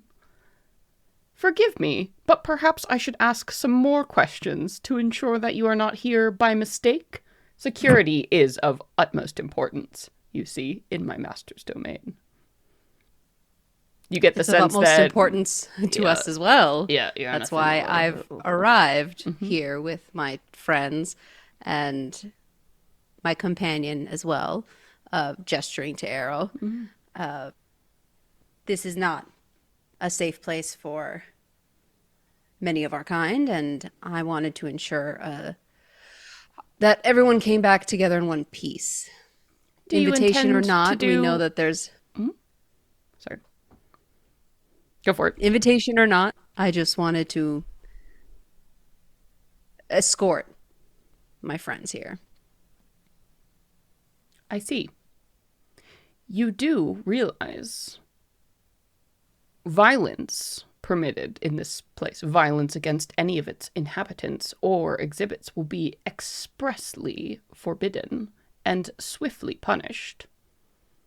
Oh, You see, this is a from martial Marna. a martial sort. You might appreciate Oh, no, that no. warning. Oh, we're not here. No, no, no. What she means is like getting here, as I'm sure you know. I mean, you have diamond gates for Yes, obvious I reasons. mean, We had I'm to sh- clean up your doorstep because there were some nasty little critters that were trying to get in. You're welcome, by the way. They would not have been able to pass, and if they had, I would have disposed of them. Oh, well, anyway, yeah, no, there's no violence coming from us. It was just, getting here. That Tough is hut neighborhood. wise, for you would surely perish. Marana, you're getting that like familiar cleric itch, like as you're around this creature, like it's Oh, it's the a little dogmatic verbiage. no, like this whatever this creature is, it's really something. It's not Like, something you oh, you got it. like here. Like maybe It smells a little this, gravy. Smells a yeah, little undead, if you risen. will. Yeah. Yeah, like necrotic. Which seems a little odd in a fiendish place. Anyway, Nothing surprises me down here, to be honest. as I said, I would be I'm just more than like, happy to direct you to the other exhibits while you wait for the master to return, since he invited all of you to the viewing. Fantastic. Yes, I'd love to see what else is here. ooh, what's your favorite exhibit? And you see the slow hand, like kind of trapped and raised in the water, like extends towards this to what would be your left. I would recommend you start with the Hall of Memories. There you can see the distilled experiences of some we have trapped within this museum. Though, of course, you can also enjoy right here the Hall of Heroes. Each has a rather interesting story to tell, if you're brave enough to engage. We do encourage you to participate psychically and physically with all we have to offer within our museum. And what's off to the right as Aoife gestures to her right? To the right, you can see the tower, which I wouldn't recommend for the faint of heart, but within we have preserved some of the most dangerous to your mortal kind. You might find it very interesting, especially if terror or horror thrills you. And Aoife balls her fists in excitement of, ooh, I love a good scare. That sounds fun. Yeah, so basically your choices, and then behind her you see like these gates that are closed, and she's like, that's basically, we won't be able to go there until the master returns. That's going to be the way to the thing. But yeah, so you can go to your left and see, yeah, the Hall of Memories, which is apparently, I don't know, you can psychically interact with people in the music. You don't know what the hell that means. And then to the right is sort of their haunted, like, Tower of Terror collection. If you want to go, see murderers and terrible, horrible. I have quite a collection. And she also says, and if you can read, you might enjoy those pamphlets that are laid out in front of you below, which I have penned, which shall guide you through the rest of the exhibits. Yoink. You like, if you can read. Yeah. Sure. Oh, yeah. Uh-huh. Oh, my face. Not that you've asked, but in case you need me, my name is Domatia, and I am accessible through any wing of this museum, and trust me, I will be watching to ensure you have a splendid experience, and of course, you preserve our museum and maintain the sanctity of the rules I have laid forth. Thank you, Dalmatia. You've been a most gracious guard and guide. Eva picks up pamphlets for everyone and distributes them. She makes up, oh, you can all read. Yeah. Puts one in Arrow's mouth just to prove a point. Yeah. He cannot read, but that's fine. I guess there's no distinction between reading and understanding. He's like, a snack? He's like, I can read. Starts eating it. Thank you. She's like, oh. That's how he reads. He reads through Tony. So, which exhibit would you like to pursue before you begin? If you would also like, while Domatia has threatened that she can see and hear you everywhere through the museum, you get the sense that that's not like she can like literally see, but she might have sensors. So if you make trouble, she's gonna, draw the attention. But if you want to like step off quick to the left or right or something, like you can have a private word before we wrap up. If you She wish. didn't really give us a chance to ask her name. Jesus Christ. What a rude glass sculpture. Creature floating in she's not a sculpture. Oh, so she's like suspended in for like magical formaldehyde. Yeah. Magic resin, yeah. So she appears very much trapped here, but has a much more sentience or whatever. And also, by the way, as you get close to any of these glass sculptures, like you pass by them, you all hear a psychic like screaming. Oh no, I As you don't. pass by. Yeah. Whatever's yeah, in there, there's something in there. like magical physiological empathy. Yeah, and just wide berth around those. Yeah. Well, I like the idea of the memory hall because I'm sorry, I'm not going to accompany you during the Tower of Terror. Sorry. It might ease your way in to what you're about to, I don't know. I say, wait, did we get an indication of where of all these halls the new exhibit is closest to? Like, what's will it be adjacent to? in the doors behind her, right? That she like refused to tell you more information about. And you see on your pamphlets, it's like new exhibit coming soon, right? That like kind of all blocked off that big chamber. But it does appear that you can move circularly around. There are like 9 chambers or so. Kind of on the outside that start, you have to walk through either the Hall of Memories or the Tower of Terror to like go kind of in the big square, and then the big center, gallery is going to be the big hot new museum. Sure. Then yeah, let's go with the memories. Yeah. Do we have to go? I mean, we're just killing time, right? We Yeah, don't you don't have to have to do actually anything. do You could anything. kill her and crush her, or you could just like walk. She's in crystal. Like, what the hell is she gonna do to you, right? She's made a lot of verbal threats, but like there are 2 doors. You have no idea what she is or what she can do to you. You get a vague, uneasy sense that she's something undead, but she is literally trapped in a crystal. So, I mean, you can do anything. I'm just I here don't to say want yes. to. We're visiting. I think we could catch more flies with honey. Personally, I think yeah, it's best to keep her around for now and just like ask her to be like, hey, give us a heads up when the exhibit is open. We want to make sure we get a chance to see it before we depart. if we can. If they have any I'm intention getting of a letting you weird- depart, I don't- yeah, you're getting a little. I'm feeling a little claustrophobic. I think that's Then, fair. We're all just Yeah. I playing think a game right now. We're here for reconnaissances, and I'm not sharing this. And Brittany's saying this, so I'm thinking I would like to do. Maybe we could learn some cool, interesting things from looking at those who were interesting enough for the curator to collect. Yeah. This might be a good way to learn a little bit more about what he's about and what you might have to face in whatever this final exhibit is. Yeah. Maybe they might know something about this bitch. What's her fuckface name? Domatia. Melvin. No, Melwin. Melwin Tavir. No, the host, the hostess is fine. She's just the haughty.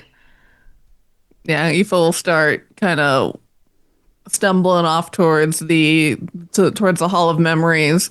And when we have a second, she's very curious, and we'll like save it for next time. But we'll be wanting to cast a legend lore on Domatia to be like, what is your deal? I want to know. I'm gonna just tell you real quick. We'll explore it more, but I'm like been dying for anyone to make a knowledge check so I can tell you. Oh, All right. she grosses me out. I'm like, ooh, get away. Yes. So as you all like leave the hall and move to the Hall of Memories, you all have that keen feeling, that singular red eye that kind of falls upon you all as you move, seems to just track you as it moves out of the room. And as you begin your spell, short summary, you quickly put some pieces together and you realize that the thing that is trapped in that crystal is certainly an undead. But not just any kind of undead. It is a really, really scary, powerful undead. and you're not entirely sure what the curator did to get this thing here. But that thing, my dear friends, is something called a virtuoso lich. Mmm. Whoa. So we're talking What lich. babe. So we're talking one of the most powerful undead kind of spellcasting beings in existence. Something dependent on souls to survive. And somehow your foe has managed to ensnare and capture one. If that doesn't give some kind of credence to the magnitude of what's going on here, I don't know what will. But on that note, we'll end for tonight and save the excitement for next time. We're in the museum. Things are only gonna get weirder from here. Yay! Just casually suggesting, oh, you just crushed her. Just kill her. Oh, just kill her. Like it's going to be so easy. I mean, listen, you guys are pretty smart players, but I know many players I regularly game without them. Oh, we just crush her. We just crack that crystal. We just get. That's exactly what she wants you to do. Yeah. This thing needs to remain trapped. Get me out of this crystal. Yeah. Nobody wants to be trapped in a crystal. No, Nobody wants to be trapped absolutely not. in a crystal. But also, the fucking vile piece of shit evil can. Yeah, that's that sense on the back of your neck. You're like, oh god, it's not just undead. This ain't like zombie. Like this is like that's a lich. That's a okay.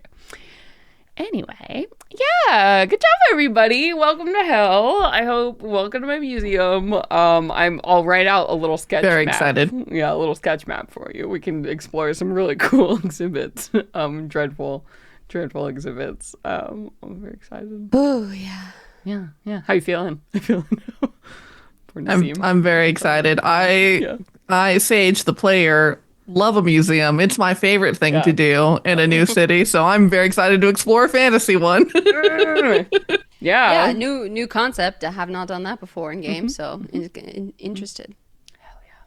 That'll be good. It'll be fun. Can't wait for next time. But that's it. That's all we got for you. So thank you, everybody, so much for being here. We love you. You're great. We know times are weird and tough and strange. So having you here to engage and enjoy and be part of our storytelling world is just very awesome. It means the world to us. Before we do outros or anything, we always like to take a little bit of extra time to say an extra special thank you to those of you who donate to us on Patreon. This podcast, this show, has no form of income other than your Patreon donations. So those of you who take the time and the effort and, the energy and the resources to donate, even as low as $1 a month on patreon.com/venturemaidens, you all rock. You all rock our world. You're beautiful. You're literally the biggest heroes ever. Thank you.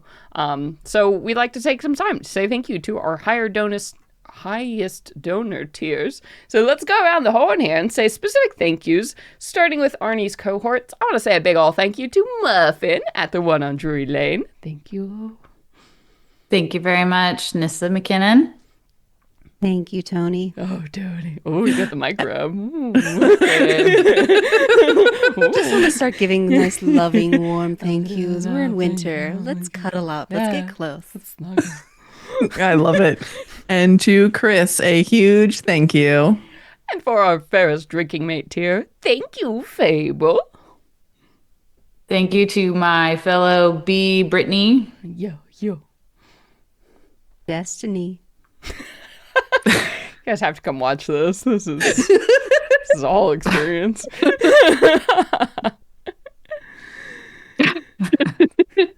And to our wonderful mod Markali, thank you.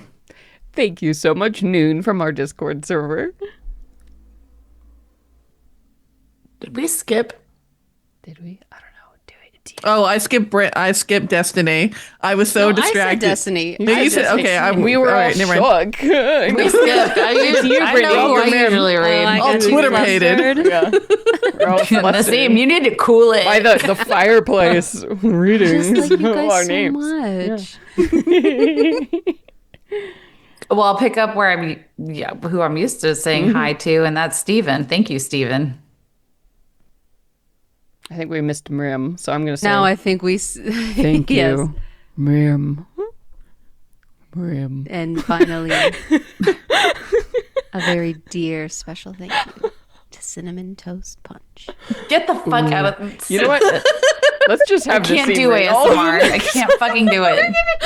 We're having Nassim read them all next time. Then it'll be so good. Ugh. It's more fun. So Winter, I It love was it. hysterical. I love it. All right.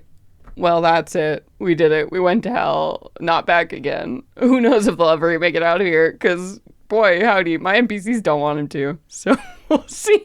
We'll see. But yeah, that's it. I have been your game master, Celeste Godowich. I have been your fucking. Smiter. Sorry, it just started raining very heavily and it distracted me. Oh, I'm jealous. Your cleric. Yes. Your fucking cleric. Your holy cleric, Morana. And I, Nassim, have been your orc fighter druid and trusty alicorn steed, Arrow. Beautiful. And I'm Sage, and I have been Aoife Flannery, your spine-chilling satyr bard. Ooh, I saw you. I was like, ooh, Tower of Terror. And Sage and I were like, yes. Yeah, In real life. And in games. We'll get there. Don't worry, we'll get there. Sorry. It's all good. You don't want to walk through a haunted house in hell? Fine. No, it's really bad. So that's fine. We We'll could save do it. that. We could do that. We'll say it. We'll get there. But that's it. That's all we got. So until next time, everybody. Venture Venture away! away, everybody. Bye-bye.